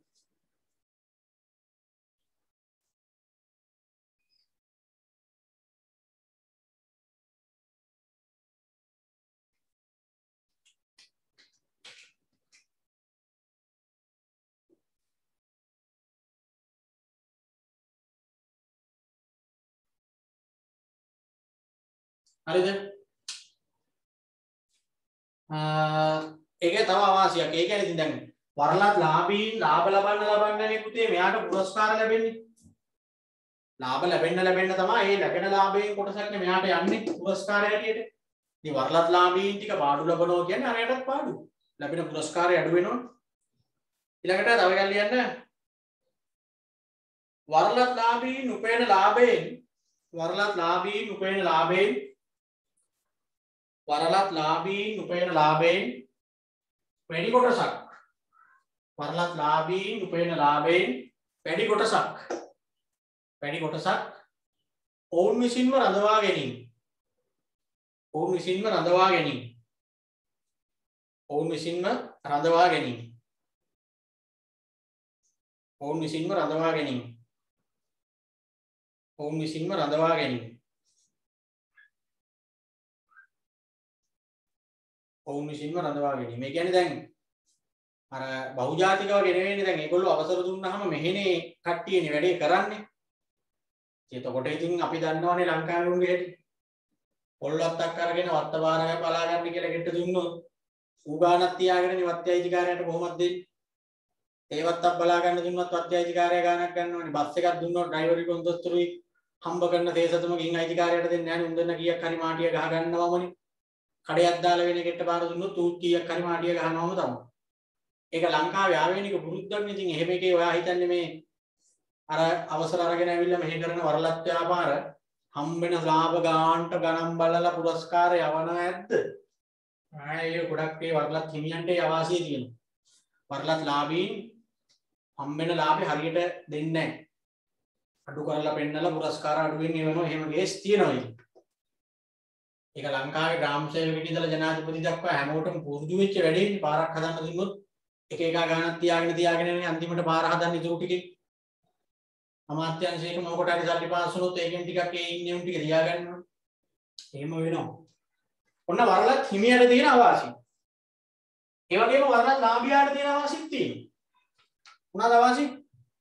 වරලත් හිමියාගේ පාලනයක් ඇති නිසා වරලත් ලාභියාට පූර්ණ ස්වාධීනත්වයක් හිමි නොවීම. අරයා කියන විදිහට බෑ වැඩ කරන්න. එයා යටතේ ඉන්නේ කන්ට්‍රෝල් වෙන්නේ. ඒ හින්දා ඉතින් අර තමන් සල්ලි වියදම් කරලා කරන බිස්නස් එක උනාට තමන්ට එහෙම ස්වාධීන තීරණ ගන්න බෑ. අරයාගේ කොන්දේසි වලට යටත් වෙලා ඕනේ තීරණ ගන්න. ඒක ඉතින් බිස්නස් කරද්දී අර අවාසියක්. වරලත් ව්‍යාපාර ක්‍රමය ලබා ගැනීමට විශාල පිරිවැයක් දැරීමට සිදුවීම. අනික ඉතින් මේක එකපාර ගන්න ලොකු වියදමක් දරන්න ඕනේ. ඔය පෙට්‍රල් සෙට් එකක් දාන්න උනත් පොඩි ගානකට ලයිසන් එක දෙන්නේ නැහැ. කෝටි ගාණක් ගෙවන්න ඕනේ. ඒ වගේ තමයි. ලාභයේ පිළිවෙත අවිනිශ්චිතත්වයක් පැවතී. ඒක ඉතින් ඕනෙම බිස්නස් එකක තියෙනවා වගේ මෙතනක් තියෙනවා. මොකද ලාභයක් ලැබුණාම ඒකෙන් පුරස්කාරය අරයා ගන්නවා. ඒ වුණාට පාඩු වුණොත් එහෙම ඒකට යා මොකුත් කියන්නේ නැහැ. ඒකට ආදායක වීමක් නෑ. පාඩුවොත් ඒක අපි තනියෙන් දරා ගන්න ඕනි. ලාභාවොත් අරයටත් එක දෙන්න ඕනි. පුරස්කාරයක් දෙන්න. එහෙමයි තියෙන්නේ. වරලත් හිමියාගේ කීර්ති නාමය මත නැදෙන නිසා ආයෝජනය පිළිබඳ අවධානමක් පැවතීම. අනික මෙතන තනිකරම පුතේ බිස්නස් එක කියන්නේ වෙන කෙනෙක්ගේ කීර්ති නාමය මතනේ. අපි ගොඩනගාගත්තු දෙයක් නෙවෙයිනේ මේක. අනුන්ගේ නමක් එක්කනේ දැන් අපි මෙතන මේ හම්බ කරන්නේ. බැරි වෙලා හරි වරලත් හිමියාගේ කීර්ති නාමයට මොනවා හරි හානියක් එහෙ වුණොත් අපි මේ ඔටෝම වැටෙනවනේ. අපි හිතමුකෝ KFC කියන්නේ මව් රටේ. KFC වලට මොකක් හරි චෝදනාවක් ඇවිල්ලා නීතියෙන් තහනම් වෙලා මොකක් හරි කේස් එකක් වෙනවා කියන්නේ. අනිත් හැම රටකම KFC ටික දරබඩ ගාලා වැටෙනවා. එතකොට ඒව දාන්නේ මිනිස්සු වියදම් කරපු සල්ලි. ඒ සේවකයන්ට පඩි ගෙවන්න වියදම් කරපු සල්ලි ඉවරයි. ඒ අවදානම තියෙනවා ඉතින්. වරලත් givisumට අනුව කටයුතු කිරීමට සිදුවන නිසා වරලත් ලාභියා දැරි පීඩනයකට හසු වී අනික ළමයි අර කාගේවත් කීමකට වැඩ කරනකොට හැම වෙලේම ඒක මානසික වශයෙන් ලොකු ස්ට්‍රෙස් එකක් නේ පීඩනයක් නේ. දැන් මම බිස්නස් එක කරනවා මම තමයි සල්ලි වේදම් කරන්නේ. ඒ වුණාට කොයි වෙලේ ඉතින් අරයාගේ කොන්දේසි අහන්න ඕනේ. යා කියන නියෝග පිළිපදින්න ඕනේ. එපා වෙනවනේ එතකොට. ඒක ඉතින් මේකේ අවාසියක් හැටියට වරලත් ලාභියාට දෙනවා. ඔන්න වරලත් ව්‍යාපාර කියන ක්‍රමය හරි. තවත් ව්‍යාපාර කරන එක ක්‍රමයක්. වරලත් ව්‍යාපාර කියන ක්‍රමය. දැන් මේ ක්‍රමය ගැන අවබෝධයක් ලැබුණද මොනවා හරි ගැටලුවක් තියෙනවා නම් පුතේ අහන්න. දන්නේ නැතුව දන්නවා වගේ ඉන්න එපා. අහන්න. දැන් ඔන්න කැම්පස් යන්න ඊයේ ළමයින්ට ලියුම් ඇවිල්ලා ගොඩක් අය. ඉතින් 23 ළමයි හැටියට ඕගොල්ලෝ දැන්වත් ඒ කැම්පස් යන්න ලියුම් ආපු ළමයිත් එක්ක පොඩ්ඩක් කතා කරන්න. කතා කරලා ඒගොල්ලෝ පන්ති ගියේ කොහෙද? ඒගොල්ලෝ වැඩ කරේ කොහොමද? ඒක හොයලා බලන්න. 23 විශේෂයෙන් ඕගොල්ලෝ නම් අවුලක් නැහැ. හෝල් ක්ලාස් ළමයි එහෙම මුලෝ හතර දෙයක් දන්නේ නැහැ. යා කොහේ හරි ආයතනයකට ගිහලා ටියුට් ටිකක් දුන්නාම ඒක උස්සගෙන යනවා. රිසල්ට්ස් කියන්නේ මොනවද? රෑන්ක් කියන්නේ මොනවද? කැම්පස් යන්න ඕනි කොහොමද? මොන සර්ලාගේද යන්න ඕනි? මොන සර්ලාගේද ප්‍රතිඵල තියෙන්නේ? මොකවත් දන්නේ නැහැ. ඉතින් ඒක නිසා දැන් ඔන්න ඇවිල්ලා තියන්නේ කැම්පස් යන්න දැන් ඊයේ මම දැක්ක ළමයි එහෙම අපිටත් එවනවා Facebook දානවා. අර එහෙන් එනවනේ ලියුම. අහවල් කැම්පස් එකට තේරුණා කියලා. හරි. ඉතින් ඒව බලන්න. කියවන්න.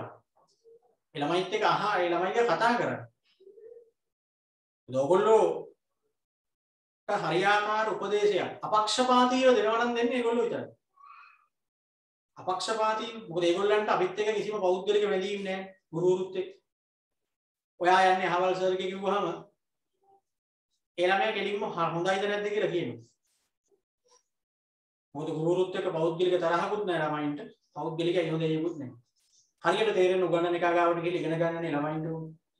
ඉතින් මේ ළමයි දැන් කැම්පස් යන්න තේරීපත් වුණාට පස්සේ ඒගොල්ලෝ ගිය ගුරුවරු ගැන ඒගොල්ලෝ නිර්දේශයන් කරනවා. මුලින් ගිහිල්ලා අතාරපු ගුරුවරු ඇති ඒගොල්ලෝ වැඩක් නැහැ කියලා. පස්සේ හම්බ වෙලා හොඳටම වැඩේ කරගත්ත ගුරුවරු ඇති. ඒගොල්ලෝ ගැන කියයි ඔයාලට. දැන් නම් වාරේ නම් පන්ති යන්න එපා. ඒක තමයි A level වල කෙලවෙන එකම තැන. විභාගාදී පන්ති යන්න ගිහින්. රැල්ලට යන්න ගිහින්. හැමෝම යන දිහාවල් වල යන්න ගිහින්. එක ගුරුවරයෙක් හොඳ වෙච්ච පළියට ඉතුරු සබ්ජෙක්ට් එකකට ඒ ආයතනයේම යන්න ගිහින්. ඔන්න ළමයි යන ගන්න තැන. ඒ පුතේ ආයතන වලින් ප්‍රචාරණය කරන්න එහෙමනේ. එක ගුරුවරයෙක්ගේ ප්‍රතිඵල දීපුවාම ඔය සේරම එකට කවලම් කරලා ගහනවනේ පොදු හෑන්ඩ්බිල්. ගුරුවරු ඔක්කොගේම නම් ටිකයි බින්දුර ටිකයි දාලා එක ගුරුවරයෙක්ගේ තමයි බලනකොට ප්‍රතිඵල ටික තියෙන්නේ. ළමයින්ට හේතු ගන්නවා මේ හැමෝගෙම මේ ප්‍රතිඵල තියෙනවා කියන්නේ. ඉතින් ළමයි යනවා. අනික මේ දවස්වල ලොකුම ප්‍රශ්නේ කියන්නේ දැන් පරණ ළමයින් ඕගොල්ලන්ට මුණ ගැහෙන්නේ නැහැ. පරණ ළමයින් මුණ ගැහෙනකොට ළමයිව බොරුවට රැල්ලට මුල් මාසවල ගියාට පස්සේ එනවා හොයාගෙන. වෙන වෙන පන්ති වලට ගැඩෙනවා. අයිය අයියලක් කළා හම්බ වෙනකොට ඒගොල්ලෝ කියනවනේ. දැන් මේක වෙලා තින්නේ ඒ ඇස්සෙම ඉන්නේ.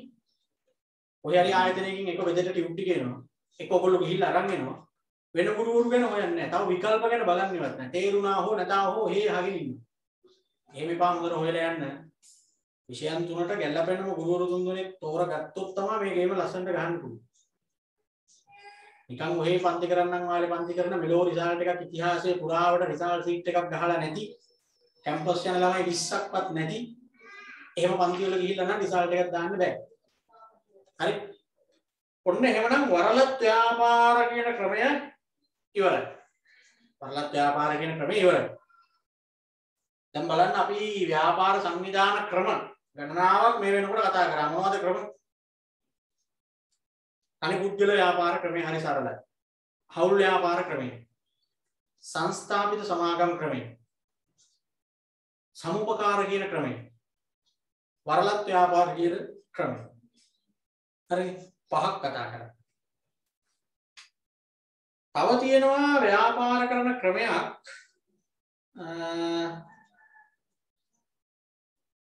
ව්‍යාපාර සංයෝජන කියන. ව්‍යාපාර සංයෝජන කියන ක්‍රමයක් තියෙනවා. බිස්නස් කම්බිනේෂන් කියන ඒවට කියන්නේ. ඒකත් පුතේ මිනිස්සු ව්‍යාපාර කරන්න යොදාගෙන ඉන්න තවත් එක ක්‍රමයක්. ව්‍යාපාර සංයෝජනය වෙලා කරනවා කියලා කියන්නේ. ඒක මෙහෙමයි වෙන්නේ.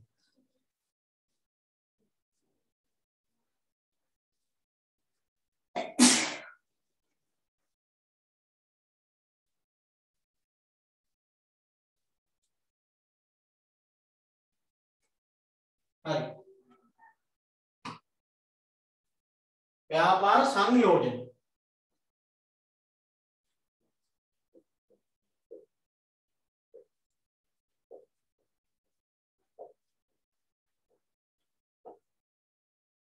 සංයෝජන එහෙම නැත්නම් කම්බිනේෂන්. එතන වෙන්නේ මෙහෙමයි.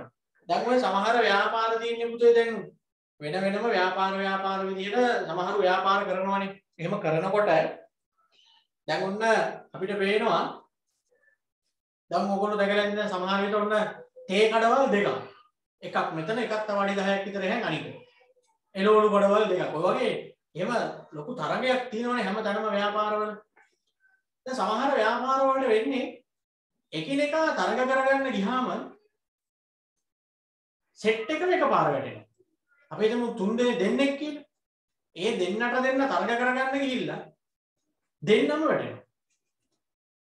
එක්කෙනෙකුටවත් ලාභයක් නැහැ අන්තිමට ඒ තරග කිරීම තුල. අන්න එහෙම වුණාම ඔන්න හොයාගත්ත අලුත් ක්‍රමයක් මෙහෙම. එහෙම තරග කරලා හැප්පිලා දෙන්නම පාඩු විඳින්න නැතුව එහෙම වුණාම ව්‍යාපාරිකයෝ හොයාගත්ත මෙහෙම ක්‍රමයක්. දෙන්නත් එක්කම කතා වෙලා එකට එකතු වෙලා කරන්න. දැන් ඔයයි මායි මෙතන තරග කරලා වැඩක් නැහැ. ඔයාටයි මටයි බෙදා ගන්න තරම් ගණනුණු කරුවෝ ටිකක් මෙතන නැහැ. අන්තිමට වෙන්නේ දෙන්නම එකපාර වැටෙන එක. ඒ හින්දා අපි දෙන්න මේ දෙකක් කරන එක නවත්තලා දෙන්නත් එක්ක එකතු වෙලා එකක් කරමු. දෙන්නගේම සල්ලි ටික වත්කම් ටික දාලා දෙන්නත් එක්ක එකක් කරමු එක නමකින්. කියලා ඔන්න කතා කරනවා. ආන් එහෙම මිනිස්සු ව්‍යාපාර වෙන වශයෙන් කරපුවා එකට එකතු වෙලා කරන්න පටන් ගත්තා. දෙකක් තුනක් හතරක් පහක් ඕනි තරම් වෙන වෙනම කරපු බිස්නස් එකට එකතු වෙලා එක නමකින් කටයුතු කරන්න වෙනම. එහෙම වෙනවට කියනවා ව්‍යාපාර මක් වෙනවා කියලාද? සංයෝජනය වෙනවා කියන. එහෙම වෙනවට කියන්නේ ව්‍යාපාර මොනවා වෙනවා කියලාද? සංයෝජනය වෙනවා කියන. හරි. අපි ගමුකෝ හීරෝ තියෙනවා. හොන්ඩා තියෙනවා. දෙන්න එකතු වුණාම හීරෝ හොන්ඩා. එහෙම පුළුවන්. Hero Honda. අන්න එහෙම නිකන් වෙන වශයෙන් කරලා දෙන්නම නිකන් එහෙම වට ගන්න නැතුව පාඩු විදින්න නැතුව ඊට වඩා ලාභයි කියලා හිතනවා දෙන්නම එකට එකතු වෙලා එකට බිස්නස් එක කරා. එතකොට එහෙම එකතු වෙලා කරා. ඒවට කියනවා සංයෝජනය වෙනවා කියන්නේ. ඕක වෙන්න පුළුවන් විදි දෙකක් තියෙනවා. සංයෝජනයේ සිදුවන ආකාර. සංයෝජන සිදුවන ආකාර දෙකයි. ආකාර දෙක කියලා කියනවා. ක්‍රම දෙක කියලා කියන්න පුළුවන්. හරිද? ඒ කියන්නේ පුතේ සංයෝජන සිද්ධ වෙන විදි දෙකක් තියෙනවා. එකක් තමයි වෙන වශයෙන් තියෙන ව්‍යාපාර කතා වෙලා එකට එකතු වෙනවා. ඒවට අපි කියනවා ඒකාබද්ධ වීම කියනවා. ඒකාබද්ධ වීම. කතා වෙලා එකට එකතු වෙනවා. දැන් මමයි තව දෙන්නෙකුයි එහෙම ව්‍යාපාරය යනවා. එකම වගේ වෙන්න ඕනෙත් නැහැ. කොහොම හරි කමන්නේ. කතා වෙලා අපි එකට එකතු වෙනවා. අනේ අපි මේ නිකන් දෙන්න තුන් දෙනා එකට සෙට් වෙලා කරපුවා. එතකොට ලොකු දෙයක් කර හැකි. එහෙම කියලා එකතු වෙලා කරන එක ඒක අබද්ධ වීම. අනික තමයි පුතේ එක ව්‍යාපාරයක් අනිත් ව්‍යාපාරය අල්ල ගන්නවා. ඒකට අපි කියනවා අත්පත් කර ගන්නවා කියලා. අත්පත් කර ගැනීම. අත්පත් කර ගැනීමෙන් අල්ල ගන්නවා. ඒ කියන්නේ දැන් ඔය එටිසලාට් කියන එක හච් එක යටතට ගියානේ.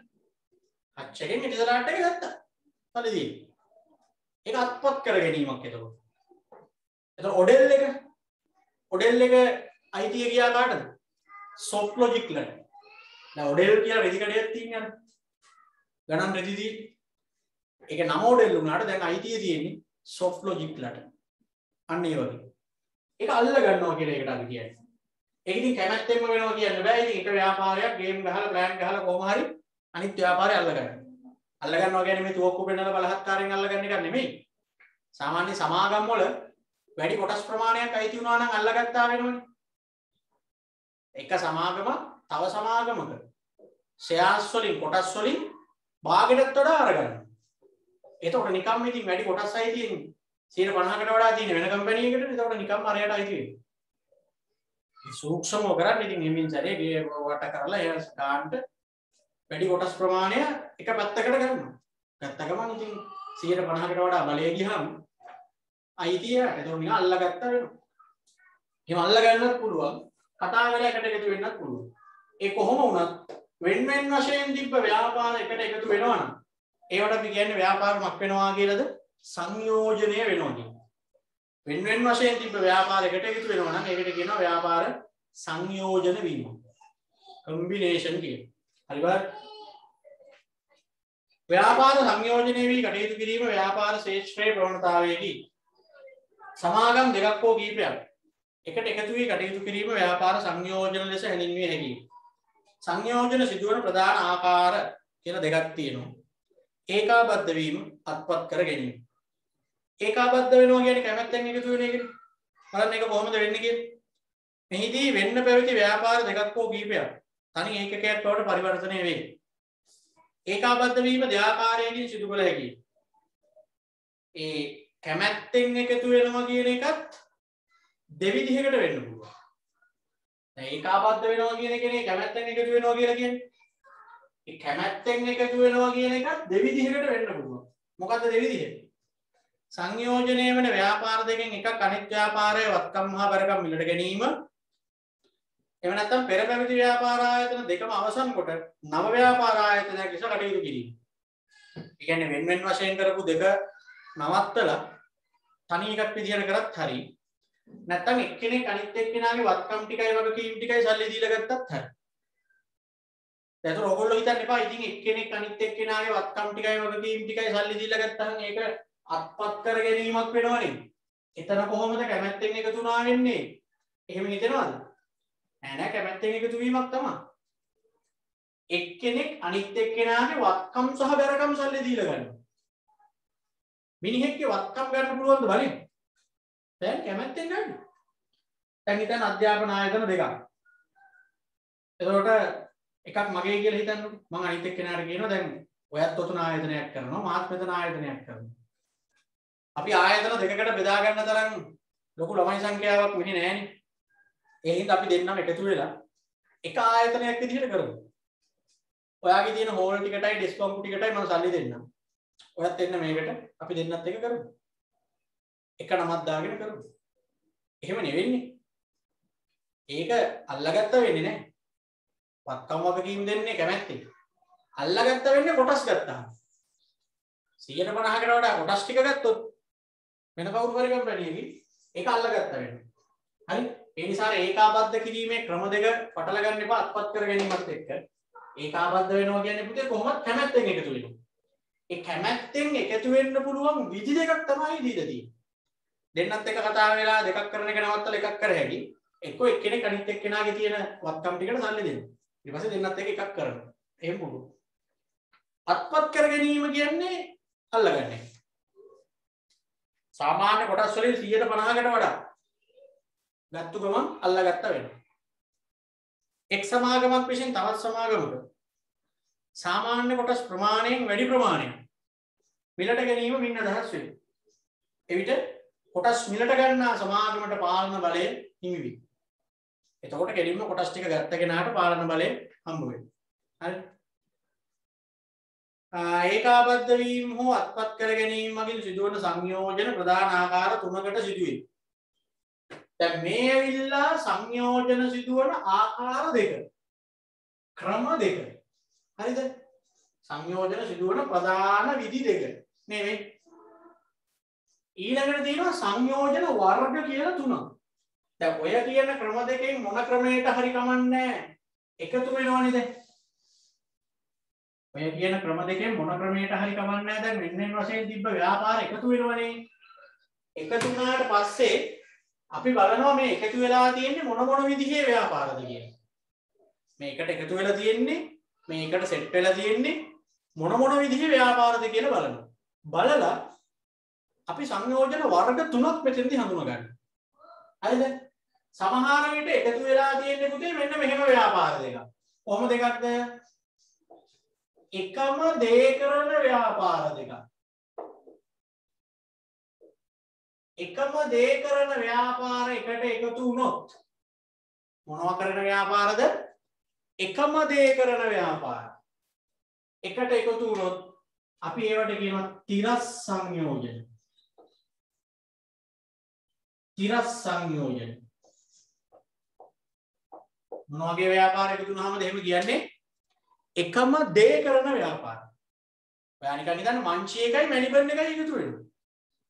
මොන සංයෝජනයක්ද? තිරස්. හච් එකයි එටිසලාට් එකයි එකතු වුණාම තිරස්. එකම දේනේ කරන්නේ. අන්න ඒ වගේ ව්‍යාපාරයකට සෙට් වෙන්න පුළුවන්. ඒ උනේ ඉතින් හච් එකයි එටිසලාට් එකයි එක කම්පැනියක් උනේ. තිරස් සංයෝජනය. සමහර වෙලාවට පුතේ එකට එකතු වෙනවා එකම දේ කරන අය නෙමෙයි.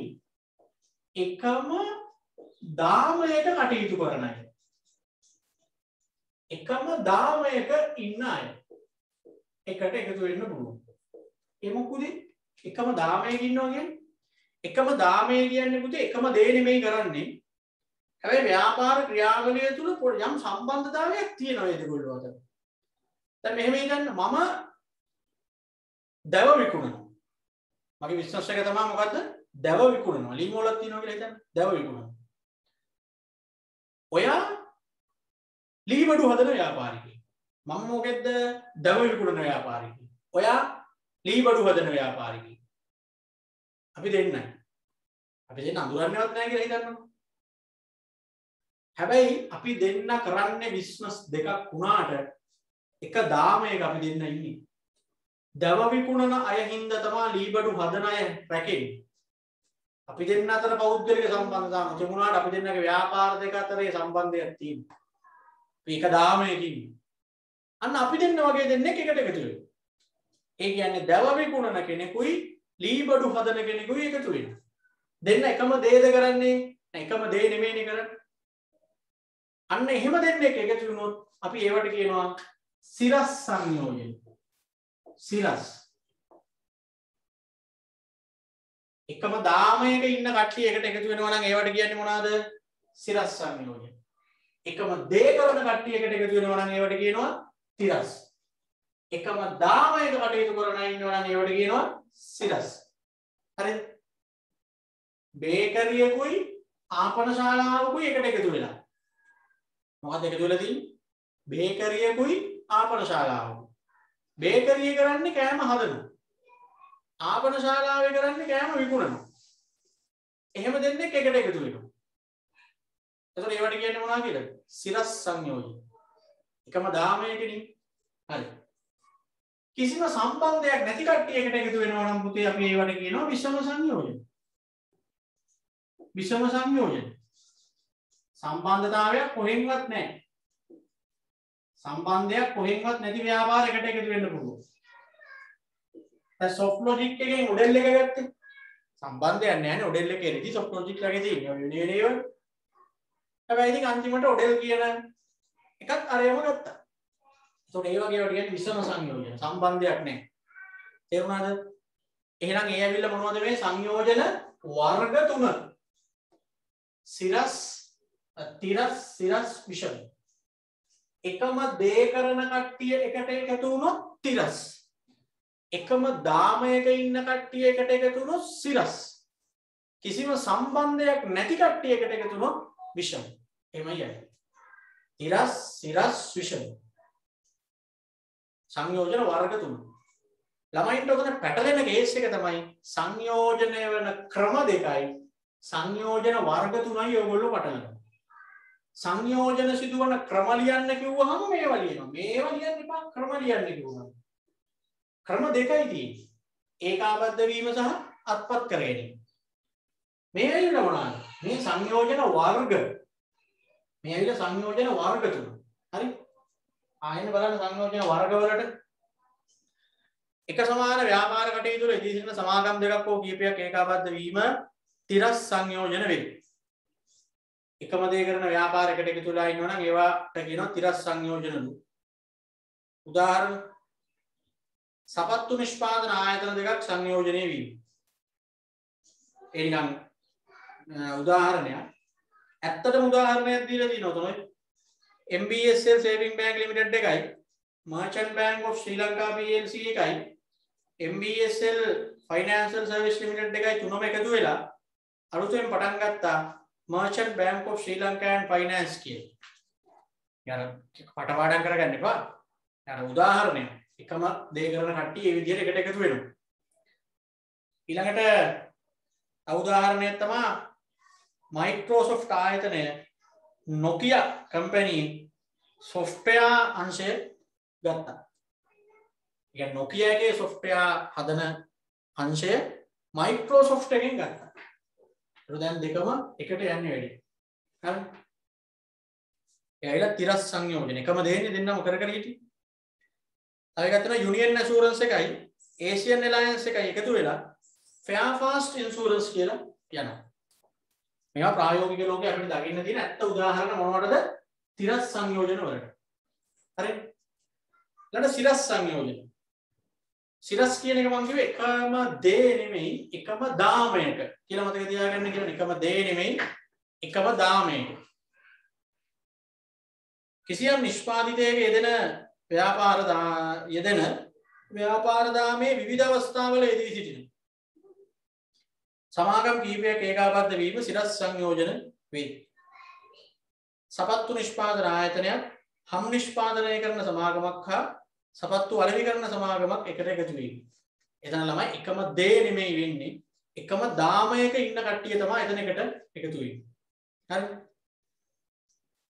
ඊළඟට විෂම සංයෝජන කියන්නේ එක සමාන නොවන වෙනස් වර්ගවල ව්‍යාපාර. කිසිම සම්බන්ධයක් නැති ව්‍යාපාරයකට එකතු වෙනවා නම් ඒවට කියනවා විෂම සංයෝජන.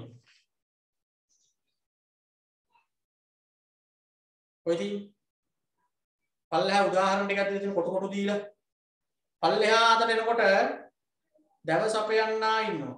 දව භාණ්ඩ නිෂ්පාදකයා ඉන්නවා. දව අලෙවිකරුවා ඉන්නවා. ඒ තුන් දෙනා එකට එකතු වෙලා නම් ඒක මොන සංයෝජනයක්ද? සිරස්. එතෙන් ඊතලයක් ගහලා සිරස් සංයෝජනයක් කියලා දාගන්න. පල්ලෙහා අතර තුන් දෙනෙක් ගිහින් තියෙන්නේ. දව සපයන්නා, දව භාණ්ඩ නිෂ්පාදකයා, දව භාණ්ඩ අලෙවිකරුවා කියලා තුන් දෙනෙක්. ඒකට කොහෙන් හරි ඊතලයක් ගහලා සිරස් සංයෝජනයක් කියලා ලියගන්න. අන්න ඒ විදිහට තුන් දෙනෙක් එකතු වෙනවා නම් සිරස්. ඊළඟට හරහට යනකොට දව නිෂ්පාදකයා එහෙම නෙදී තුන් දෙනාම එකමනේ කරන්නේ. ඒ තුන් දෙනාට කොහෙන් හරි ඊතලයක් ගහලා තිරස් සංයෝජන කියලා දාගන්න. ඒ තුන් දෙනාම එකම දේ කරන්නේ. තිරස් සංයෝජන.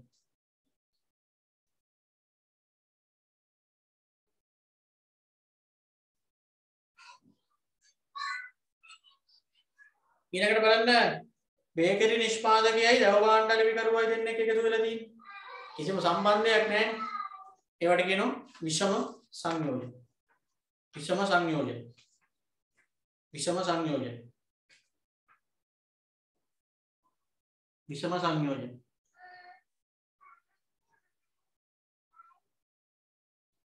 හරිනේ. ඔන්න එහෙමනම් ව්‍යාපාර සංවිධාන තව වර්ගයක් ඉවරයි. සංයෝජන කියන වර්ගය ඉවරයි. එතකොට වරලත් ව්‍යාපාර කියන ක්‍රමයක් ගැන කතා කරා. සංයෝජන කියලා ක්‍රමයක් ගැනත් කතා කරා. කොහොම හයක් ඉවරයි. දැන් පුතේ පෞද්ගලික අංශයේ පැත්තට බර වෙච්ච සේරම වගේ ඉවරයි. ව්‍යාපාර සංවිධාන ක්‍රම ගැන කතා කරද්දී රජය එක එක ක්‍රම වලට ව්‍යාපාර කරනවා. ආණ්ඩුව රජය ඒව ගැන තමයි ඊළඟට කතා කරන්න තියෙන්නේ. ඊට කලින් මට ළමෙක් මැසේජ් එකක් දාලා තිබ්බා දැන් රිවිව් පේපර් 4ක් දුන්නානේ 6 7 8 9 කියලා. ඒ ටික කරේ නෑ කියලා. එහෙමද?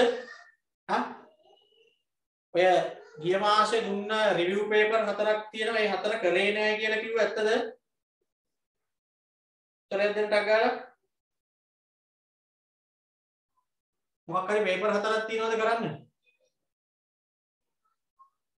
ඔව්ද නැද්ද කියන්නේ?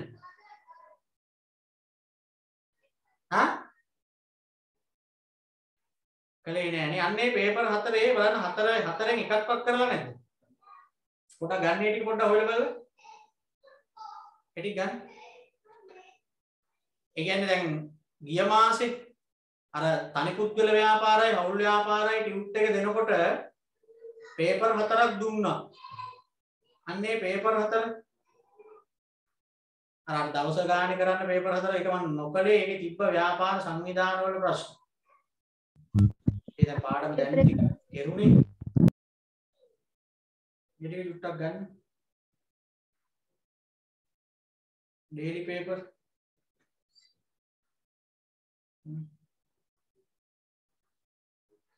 හතර නෑ 1 2 3 4 නෙමෙයිනේ.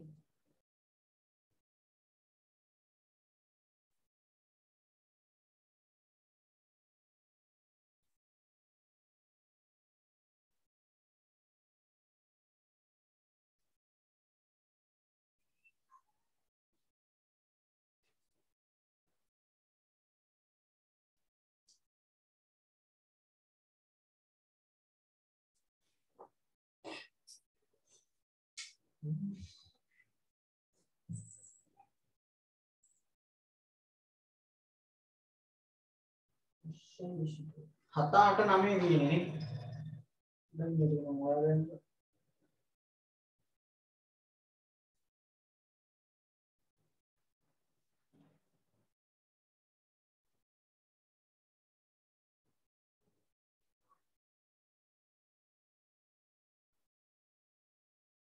හරි හොයාගත්ත කට්ටිය දැන් කරන්නකෝ ඒක මම මේ හොයාගන්නකෝ කළා නැත්තම් 7 8 9 දිනෝද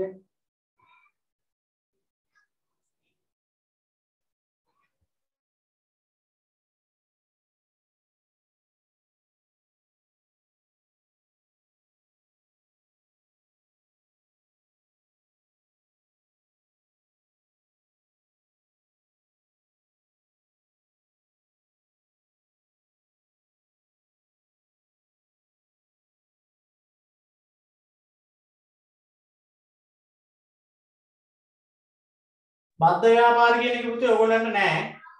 බද්ධ ව්‍යාපාර කියන එක අයින් කරලා තියෙන ඒකින්ද මම මේක ටියුට් එකට දාලා නෑ.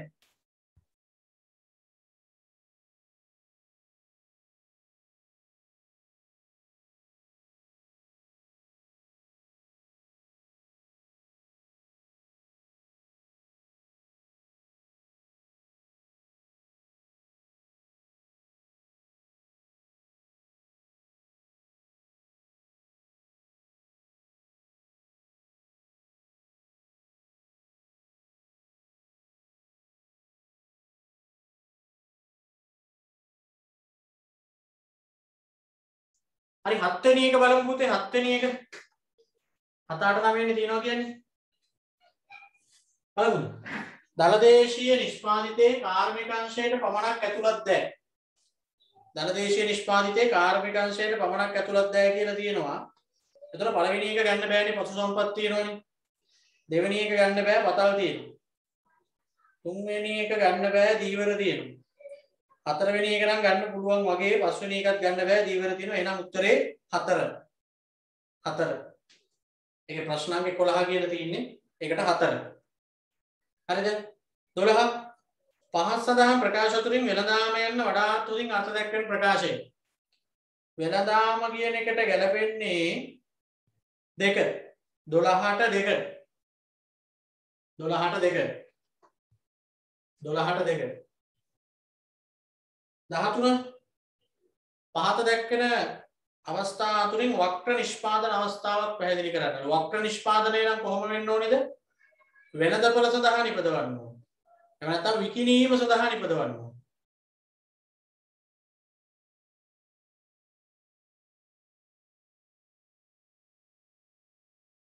උත්තරේ කීයද දැම්මේ?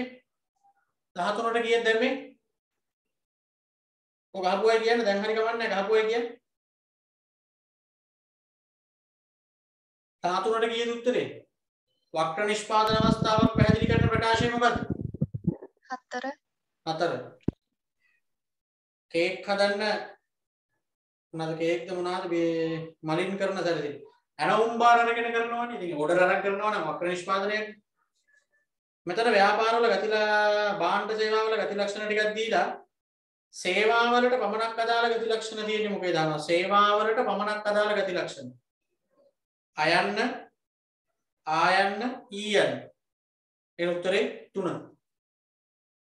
14ට 3. 15 පාර්ශව ටික දීලා ඇල්මක් දක්වන්න හේතු ටික දීලා ගලපන්නලු.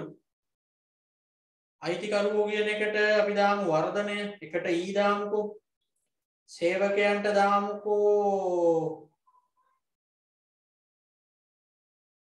සුබ සාධන පහසුකම්, දෙකට ඒ දාමුකෝ. ණය සැපයුම් කරුවන්ට දාමුකෝ B. තරග කරුවන්ට දාමුකෝ F. රජයට දාමුකෝ D. සමාජයට දාමුකෝ C. එන උත්තරේ 2. 15ට 2. 15ට 2. 16 ඉස්තම් පුරවන්න තියෙන්නේ. ලාභ ලැබීමේ හෝ නොලැබීමේ අරමුණින් පවත්වාගෙන යන ඉස්තරට එන්න ඕනේ මොකද්ද මිනිස් කියලා තියෙන දැනට අවශ්‍යතා හා වුවමනා. අවශ්‍යතා හා වුවමනා තෘප්තිමත් කිරීම සඳහා අවශ්‍ය ඊළඟ ඉස්තරට එන්නේ මොකද්ද? භාණ්ඩ හා සේවා. භාණ්ඩ හා සේවා. නිෂ්පාදනය බෙදා හැරීම වෙළඳාම හා ඊළඟ ඉස්තර අනුබද්ධිත සේවා. අනුබද්ධිත සේවා ඊළඟ ස්ථන ව්‍යාපාර. සම්පූර්ණ ව්‍යාපාර නිර්වචනයනේ ඉතින්. ඊළඟට 17 මොන අර්ථ ක්‍රමය තුල කියලාද පටන් ගන්න ඕනේ? ස්වයංපෝෂිත අර්ථ ක්‍රමය. ස්වයංපෝෂිත අර්ථ ක්‍රමය තුල මිනිසා ඍජු නිෂ්පාදනය. ඍජු කියලා එන්න ඕනේ. ස්වයංපෝෂිත අර්ථ ක්‍රමය තුල මිනිසා ඍජු නිෂ්පාදනයක නිරත වූ අතර ඒ ඇසුරින් මොකක්ද උනේ? පුද්ගල විශේෂීකරණය. පුද්ගල විශේෂීකරණය. ඒ ඇසුරින් පුද්ගල විශේෂීකරණය. ඇති වී අතිරික්ත නිෂ්පාදන බිහිවීම. 18 මොන පරිසරයේ සාධකයක් ලෙසද ජනගහන වර්ධනය සලකන්න පුළුවන්? ප්‍රජා පරිසරයේ සාධකයක් ලෙස ජනගහන වර්ධනය සැලකූ විට ඒ නිසා පරිසර දූෂණය වැඩිවීම ස්වභාවික පරිසරය වේ. ස්වභාවික පරිසරය වේ.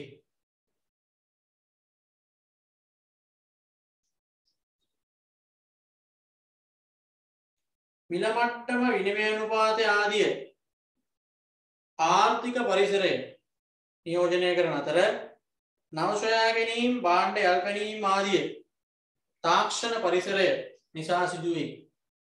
තාක්ෂණ පරිසරය නිසා සිදුවේ. අභ්‍යන්තර පරිසරයේ ශක්තියින් හා දුර්වලතා මෙන්ම බාහිර පරිසරය තුලින් අවස්ථා හා තර්ජන හඳුනාගත හැකිය.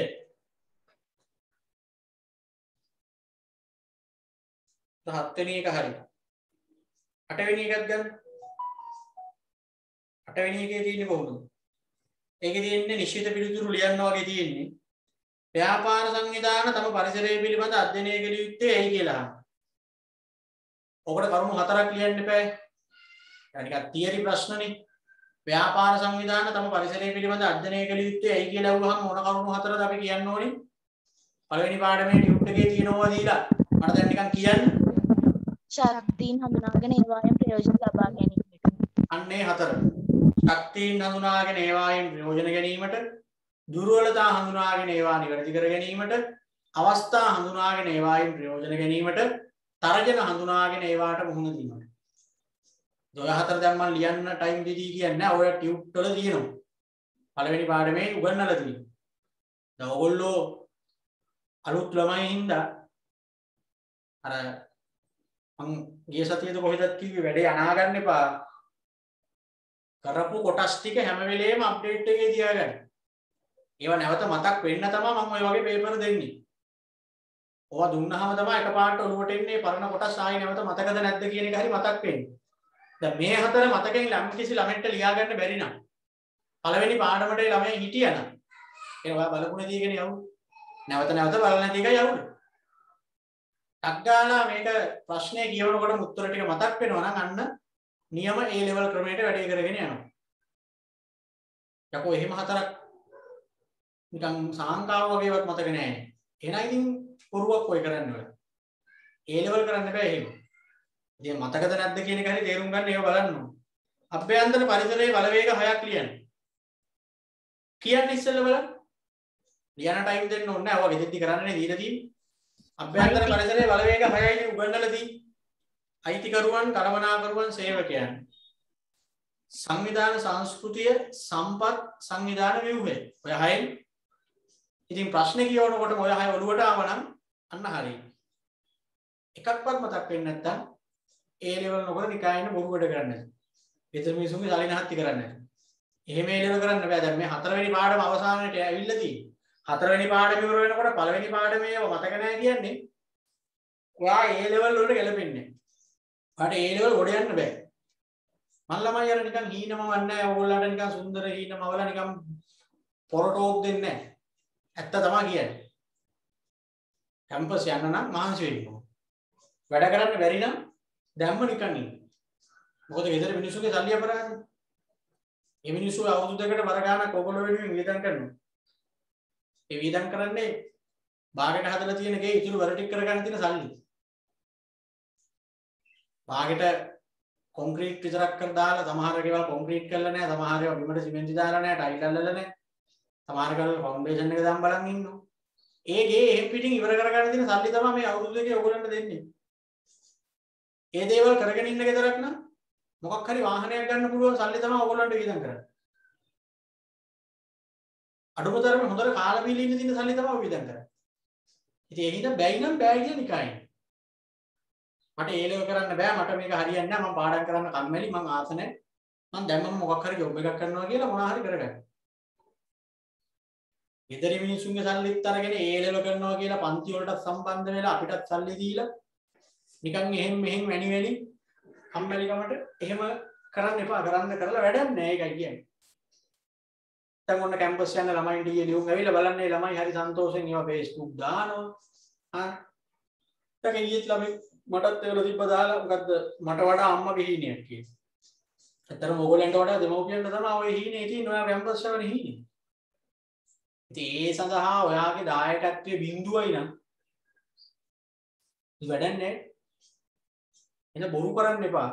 කරනවා නම් කරන්න. හරියට. කැම්පස් යන්නම නෙමෙයි හැමෝටම කැම්පස් යන්න බෑ. A වලින් B වලින් පාස් වෙන්න. ඒතර කැම්පස් ගියා හෝ නොගියා හෝ ඒ වියදම් කරපු මුදල් වලට සාධාරණයක් ඉෂ්ට වෙනවා. අවුරුද්දෙන් දෙකෙන් මේ වියදම් කරපු සල්ලි ටික හොයාගන්න පුළුවන් රැකියාවක් එතකොට ඔයාලට කරේ. එහෙම නැතුව මේ C එකවත් නැතුව F කටු තියාගෙන F තියාගෙන දෙපාර තුන් පාර විභාග ලියලිය අර ඒ වල මිනිසුන්ට ගයක් හදා ගන්න තියෙන සල්ලි, කාලා බීලා ඉන්න තියෙන සල්ලි ඒව නැති කරන්න එපා. හරි. ඒකයි මම කිව්වේ දැන් පළවෙනි පාඩම් 4 ඉවර වෙන්න ඕනේ මේ වෙද්දී ඔයත්. අපි ලබන සතියෙන් වගේ ওই පාඩම ඉවරයි. ඔයත් ඉවර වෙන්න ඕනේ. ඔයත් ඉවර වෙන්න ඕනේ කියන්නේ ඔයත් 1 2 3 4 පාඩමේ ඕනි තැනකින් අහන්න මට පුළුවන්. අන්න එහෙම තමන්ට මොරාල් පිට ඉන්න පුළුවන් නම් අන්න කොට. මම ඒ දවස්වල ඒ ගැම්මේ හිටියේ. මේ සතිය උගන්නලා ඊළඟ සතිය පන්තියට ගියාම යාළුවන්ට කිව්වා ඕනි තැනකින් අහපන් ගියසෙත් උගන්නපු. පුස්කාරය මට කිව්වේ. එහෙම අපි කියන්නේ. හරි ඕනි තැනකින් අහපු ප්‍රශ්නයක් පුළුවන් නම් මම ගියේ සතිය උගන්නපු මං කියේ. ඒක තව මොරාල් වෙනවනේ. අනේ ඊළඟ සතියේ ටික තව හොඳට බලන්න. ඔහොම යනකොට අවුරුද්දක් විතර යනකොට අපි මේකට ඇබ්බැහි වෙලා අනුගත වෙලා කාගෙන අට්ට කාගෙන කොහොම හරි කැම්පස් යනවා කියන මොරාල් හැදිලා ඉවරයි. දැනට ඕගොල්ලන්ට වෙලා තියෙන්නේ ඔය ඩියුට් එකක් අරගෙන වෙන ඉන්නවා. ඔය දෙන දේවල් ලියා ගන්නවා. පේපරේ සාකච්ඡා කරන වෙලාවට ඉන්න ළමයි සමහර අය මීටින් එකෙන් අයින් වෙනවා. දැම්මම උරු වෙලා තියෙන්නේ කාලකන්ණි වැඩ ටික. ටෙලිවිෂන් එක උරුත් එහෙම. ළමයි 200ක් විතර ඉන්න පන්තිය 100ට විතර වහිනවා පේපර් සාකච්ඡා කරන වෙලාවට. මේ Zoom වල. ඇත්තට පන්ති තිබ්බනම් භාගයට භාගයක් යනවා අර එක හේතු කියලා ගෙදර. ඉතින් ජීවිතේට කැම්පස් යන්නේ උන් නෙමෙයි. කැම්පස් නෙමෙයි ඒ ලෙවල් පාස් වෙන්නේ උන්වත් නෙමෙයි. ඕගොල්ලෝ දැම්මම පුරුදු වෙලා ඒකට. හරි. පේපර් සාකච්ඡා කරන්න ගත්ත ගමන් අයින් වෙනවා. අනේ දැන් පේපරයක් කරන්නේ වැඩක් නැහැ. පේපරයක් කරන්නේ පාඩම කරලා ඉවරයි. ඒක ඕගොල්ලන්ට වටිනම දේ තමයි අර මං කියවන නෝට් එක ටියුට් එකේ ලියාගන්න. ඒව නෙවෙයි ළමයි දැන් මෙහෙම කරනකොටනේ දැන් මේ මුල ඒවා මට මතකද නැද්ද කියන එක හරි මගේ ඔළුවට එන්නේ දැන්. ඔයාට මං කියන්නේ. යකෝ මතක නෑනේ. එහෙම හරි හිතනවා නම් ලොකු දෙයක්. අඩේ පළවෙනි පාඩමේ ඕවා තිබ්බනේ මට දැන් මෙලෝ දෙයක් මතක නෑනේ. අන්න එහෙම හරි හිතනවා නම් ලොකු දෙයක්. ඒ ඔයාගේ මැටි ගතිය ඔයාට තේරෙනවනේ. ඔයාට මතක නෑ කියන එක ඔයාට ඒත්තු ගන්නවෙනවනේ. ඒකයි පේපර් කරන්නේ. දැන් මේ පාඩම ඉවර වෙච්ච ගමන් 1 2 3 4 පාඩම් 4ම දාලා විභාගයක් තියෙනවා. 1 2 3 4ම දාලා පේපර් එකක් මම එවනවා ඔන්ලයින් කරොත් ඔන්ලයින් ඉන්න අයට ඒතකොට ලියලා ඉතින් හරියට ලියන්න ඉතින් අර ගෙදරදී ලියන හින්දා ටියුට් කරලාගෙන බලාගෙන ලියන එක ඉතින් ඔයා වරවට්ට ගැනීම. තනියම මේ පේපර් එක ලියලා සාකච්ඡා කරනකොට ඔයාට පුළුවන් ලකුණු දාගන්න. ඒතකොට ඔයාට හරියට ඔයා එක කරා නම් තනියෙන් ලිව්වනම් ඔයාලට සතුටු වෙන්න පුළුවන්. පළවෙනි පාඩම් 4 විභාගෙදී මම එකක්වත් බලන්නේ නැතුව ලිව්වේ. සේරම එතකොට සර් කියපු උත්තර ටිකත් එක්ක හරි ගියේ. එක ලකුණු 80කට වඩා මට තියෙනවා 185ක් තියෙනවා එහෙම ගියේ. අන්න ඒකයි මේ පුතේ. ඕගොල්ලෝ A level නම් ඕගොල්ලන්ව ඇදගෙන යන්නේ නැහැ. ඕගොල්ලෝ එල්ලිලා එන්න ඕන. ඇදගෙන යන්න බෑ අපිට.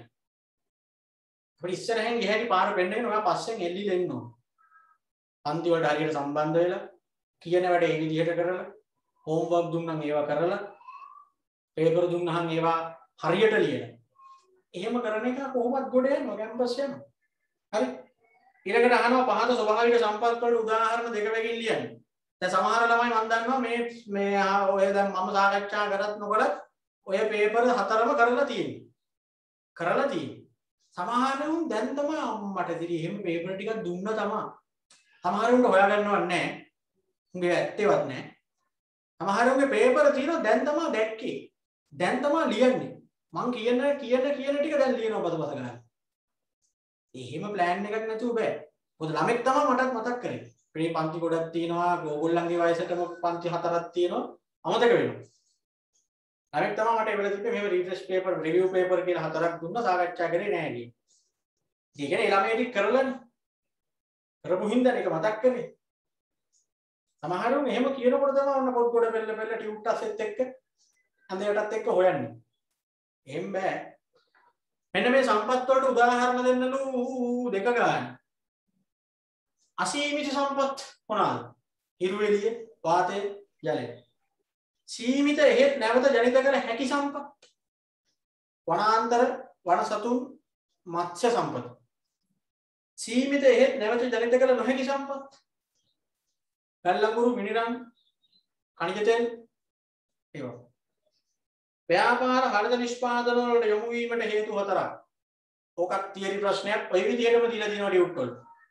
වර්තමානයේ ව්‍යාපාර හරිත නිෂ්පාදන වල යොමු වෙලා තියෙන්නේ ඇයි කියලා. මේක උත්තර කියමු බලන්න. ගනුදෙනුකරුවන් ඉල්ලා සිටීම නිසා. ගනුදෙනුකරුවෝ ඉල්ලන හින්දා එකක්. තරඟකාරීත්වයට මුහුණ දීමට. තරඟකාරීත්වයට මුහුණ දෙන්න ඕන හින්දා තව එකක්. පරිසර දූෂණය පිළිබඳ රජයේ අවධානය යොමු වීම. රජයේ බලපෑම් වැඩි වීම නිසා කියන එක තව එකක්. පරිසරය ආරක්ෂා කිරීම පිළිබඳ ව්‍යාපාරිකයන් තුළ ඇති ආකල්ප තව එකක්. ඔය විදිහට මොටික උගන්වලා තියෙන්නේ ඉතින්. මතක නැත්තම් ඔයාගේ උලා බලලානේ. රජයේ විසින් පනවන ව්‍යාපාර රෙගුලාසි වල ප්‍රධාන අරමුණු තුන උගන්වලා තියෙන්නේ දේශපාලන පරිසරයට අදාළව. රජයේ එක එක නීති රෙගුලාසි දාන්නේ ප්‍රධාන අරමුණු තුනක් ඇතුව. මොකක්ද අරමුණු තුන?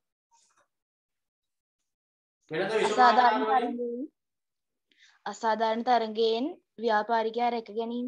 හරි. අසාධාරණ වෙළඳ පරිචයන්ගෙන් පාරිභෝගිකයා රැක ගැනීම. හරි. ව්‍යාපාර විසමාචාර වලින් සමාජය ආරක්ෂා. හරි. ඒ තුන තියෙනවා. ව්‍යාපාර ශේෂ්ත්‍රයේ නව ප්‍රවණතා හතරක් නෙවෙයි 10ක් විතර දීලා තියෙනවා. අභියෝග කියලා දුන්නේ. ගෝලීයකරණය, විද්‍යුත් වාණිජ්‍ය, දැඩි තරඟකාරීත්වය, තාක්ෂණික දියුණුව, ගණතුණුකරුවන් බලවත් වීම, පරිසරය පිළිබඳ සැලකිලිමත් බව, ආචාර ධර්ම පිළිබඳ නැඹුරුතාවය. ඩිජිටල්කරණය. ඔව් හරි. 10ක් හරි 11ක් හරි උගන්වලා තියෙනවා. මේ හතරක් අහුවාම ලියා ගන්න බැරි නම් වැඩක් නැහැ ඉතින්. සාප්පු භාණ්ඩ සසඳන ක්‍රම දෙක. මිල සසඳීම ගුණත්වයේ සසඳීම. මේව නම් අවුලක් නැහැ. ඒව දැන් ඉච්චර බල තියලා නැහැ. මිල සසඳීම ගුණත්වයේ සසඳීම. මිල සසඳීම ගුණත්වයේ සසඳීම. මිල සසඳීම ගුණත්වයේ සසඳීම. විද්‍යුත් වාණිජ්‍ය මගින් ගණනකරුවන්ට සිදුවන වාසි හතරක්. හිතලා වුණත් ලියුව හැකි. පැය 24ම ගණනකරු කරන්න පුළුවන්. තෝරා ගැනීම ඊට ප්‍රස්ථා වැඩි. අතරමැදියෝ නැති නිසා මිල අඩුයි. ගෝලීය වෙළඳපොළ අවකාශයක් හිමි වෙනවා. පිරිවැය අඩුයි. විද්‍යුත් වාණිජ්‍ය විද්‍යුත් ව්‍යාපාර අතර වෙනස කියන්නේ දෙකේ නිර්වචන දෙක ලියුවනම් හරි. විද්‍යුත් වාණිජ්‍ය යනු අන්තර්ජාලය හරහා මිලට ගැනීමේ හා විකිණීමේ කටයුතු සිදු කිරීමයි. විද්‍යුත් වාණිජ්‍ය. විද්‍යුත් ව්‍යාපාරය යනු සමස්ත ව්‍යාපාර ක්‍රියාවලිය සඳහා අන්තර්ජාලය යොදා ගැනීමයි. සමස්ත ව්‍යාපාර ක්‍රියාවලිය සඳහා අන්තර්ජාලය යොදා ගැනීමයි.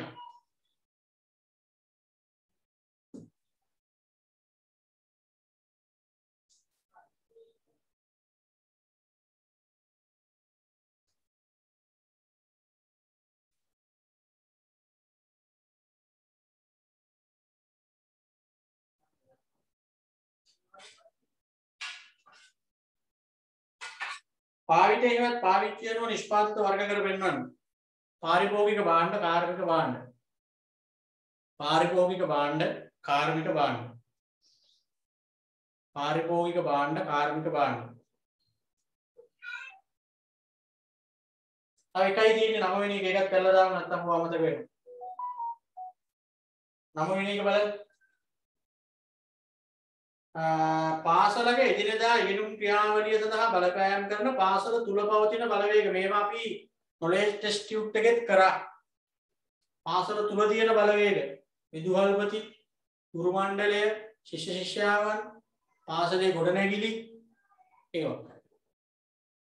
එමෙ එක් එක් බලවේග වලින් ඇතිවන ඍණාත්මක බලපෑම් හා ධනාත්මක බලපෑම් දෙක බැගින් ලියන්න. දැන් විදුහල්පති කියලා ගත්තාම දැන් අර අපි ওই පුතේ පළවෙනි ටියුට් එකේ කතා කරේ අර මේ අභ්‍යන්තර පරිසර බලවේග ව්‍යාපාරයට ශක්තියින් වෙනවා දුර්වලතාවක් වෙනවා කියලා. ඒක තමයි ඔය අහන්නේ.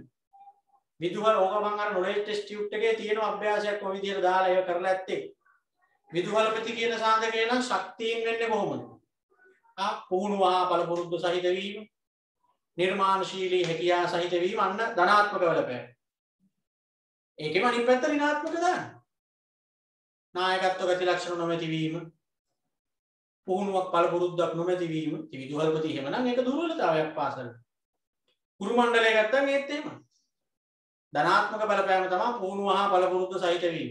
ප්‍රමාණවත් තරම් ගුරුවරු සිටීම. පාසලට ධනාත්මක වෙන්නේ. ඍණාත්මක ඒ අනිත් පැත්ත. පුහුණු බලපොරොත්තුක් නොවීම, ගුරුවරු හිගවීම ඒවා. ශිෂ්‍ය ශිෂ්‍යාවන් ගත්තත් එහෙම. පාසලට ධනාත්මක වෙන්නේ ක්‍රීඩා කුසලතා සහිත ශිෂ්‍යයන්. ශිෂ්‍යයන් වැඩි ප්‍රමාණයක් සිටීම. පාසලේ ළමයි වැඩි වෙනකොට තමයි පාසලට ශක්තියක් එන්නේ. දුර්වලතාව වෙනවා ශිෂ්‍යයන් අඩු වීම. ශිෂ්‍යයන් අඩු වීම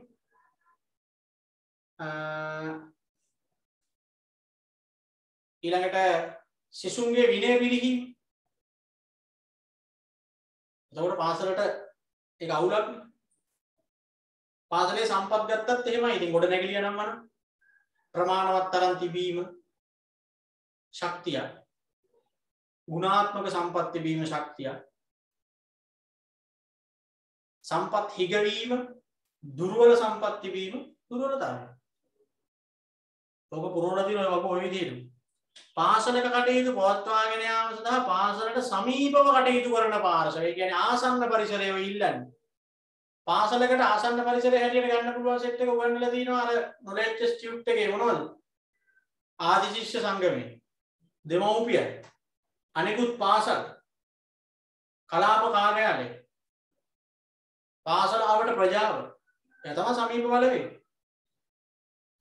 සයිටම් විරෝධී උද්ඝෝෂණ පිළිබඳ පුවත් මේ දිනවල නිතරම රූපවාහිනිය තුල දක්නට ලැබේ. මෙම ක්‍රියාකාරකම් ඔබ හඳුනාගන්නේ ව්‍යාපාර පරිසරය දාලා කුමන පරිසර බලවේගයක් ලෙසද? මොන පරිසරයේ බලවේගයක්ද ඔය පිකටින් අරම්මන?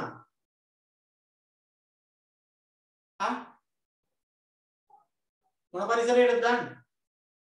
දේශපාලන.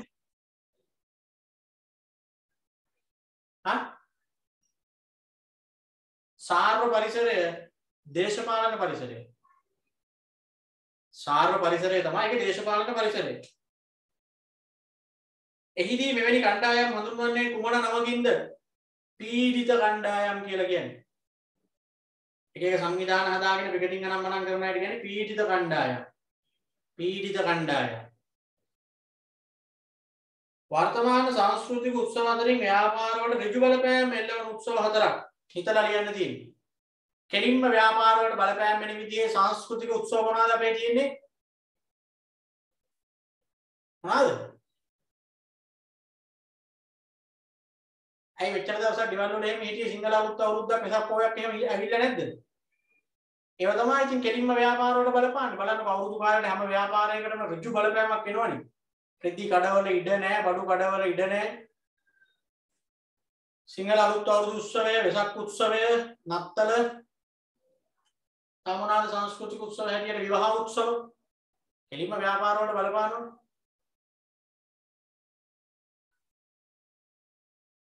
පෙරහැර, දලදා මාලිගා පෙරහැර, කතරගම පෙරහැර එහෙම තියෙන්නේ. රතු ඉන්දියානු නායකයෙකු සියටෙල් විසින් කරන ලද පහළ දැක්වෙන ප්‍රකාශය පිළිබඳ අවධානය යොමු කරන්න. සියලුම වෘක්ෂලතාවෝ කපා දමූ පසු, සියලුම ගංගා සිඳී ගිය පසු, අන්තිම මාළුවා දැල්ලා ආහාරයටගත් පසු මිනිසා තේරුම් ගනීවි මුදල් ආහාරයට ගත නොහැකි බව. සියටෙල් තමයි ඔබ කියලා තියෙන්නේ. ඒතර අවශ්‍යතාව වුණා සපුරා ගැනීම සඳහා පරිසරය සම්බන්ධ ඉහළ ප්‍රකාශය පිළිබඳ ඔබගේ අදහස් දක්වන්න. එයා මොකද්ද මේ කියලා තියෙන්නේ? තමන්ගේ ව්‍යාපාර කටයුතු වලදී, තමන්ගේ පරිභෝජන කටයුතු වලදී ස්වභාවික සම්පත් රැකෙන විදිහට වැඩ කරන්න. يعني තිරසර සංවර්ධනයකට යන්න පුළුවන් විදිහට වැඩ කරන්න කියන එක තමයි මෙයා කියලා තියෙන්නේ. ස්වභාවික පරිසරය අනවශ්‍ය විදිහට පරිභෝජනය කරන්න එපා. ස්වභාවික පරිසරයත් ආරක්ෂා කරගෙන තමන්ගේ ව්‍යාපාර කටයුතු කරන්න කියන එක තමයි එයා කියලා තියෙන්නේ. ඒක හැඟවෙන විදිහට ඔයාගේ වචන දාලා ඔයා ලියන්න. ඔයාට නිශ්චිත උත්තර නැහැ. ප්‍රායෝගික පිළිතුරු වලට ලකුණු දෙන්න කියලා තමයි මාකින් වල තියෙන්නේ. රචනා එහෙම ලියනවා ඇතිනේ සාමාන්‍ය වෙල කාලේ එහෙම. ඒක ඔක ලස්සන කරලා ලියන්න තියෙන්නේ. මොකද ඔක PS ප්‍රශ්නයක් නෙවෙයි. සාමාන්‍ය කාගය ප්‍රකාශයක් දීලා අදහසනේ අහන්න. හරි. ඔන්න එහෙමනම් ඒ වැඩෙත් හරි. එතකොට පුතේ අපිට දැන් ඉතුරු වෙලා තියෙන්නේ ව්‍යාපාර සංවිධාන ක්‍රම පාඩමේ රජේෂ්ඨ ව්‍යාපාර කොටස විතරයි. ලබන මාසයේ පටන් ගන්න නියමිත වෙලා තියෙනවා ව්‍යවසායකත්වය හා සුළු ව්‍යාපාර කියන පාඩම් දෙක.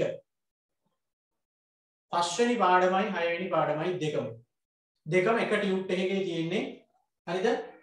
එතකොට ටියුට් ලබා ගැනීම සම්බන්ධයෙන් මෙන්න මේ ටියුට් එක ගන්න තියෙන්නේ. තාම නෑ, තාම ආයතන වලට ගෙනාවේ නෑ. මම ඔයගොල්ලන්ගේ විස්තර ගන්නකොට මේ පාර වෙන වශයෙන් විස්තර ටික ගන්නවා. වෙන වශයෙන් කියන්නේ පුතේ රට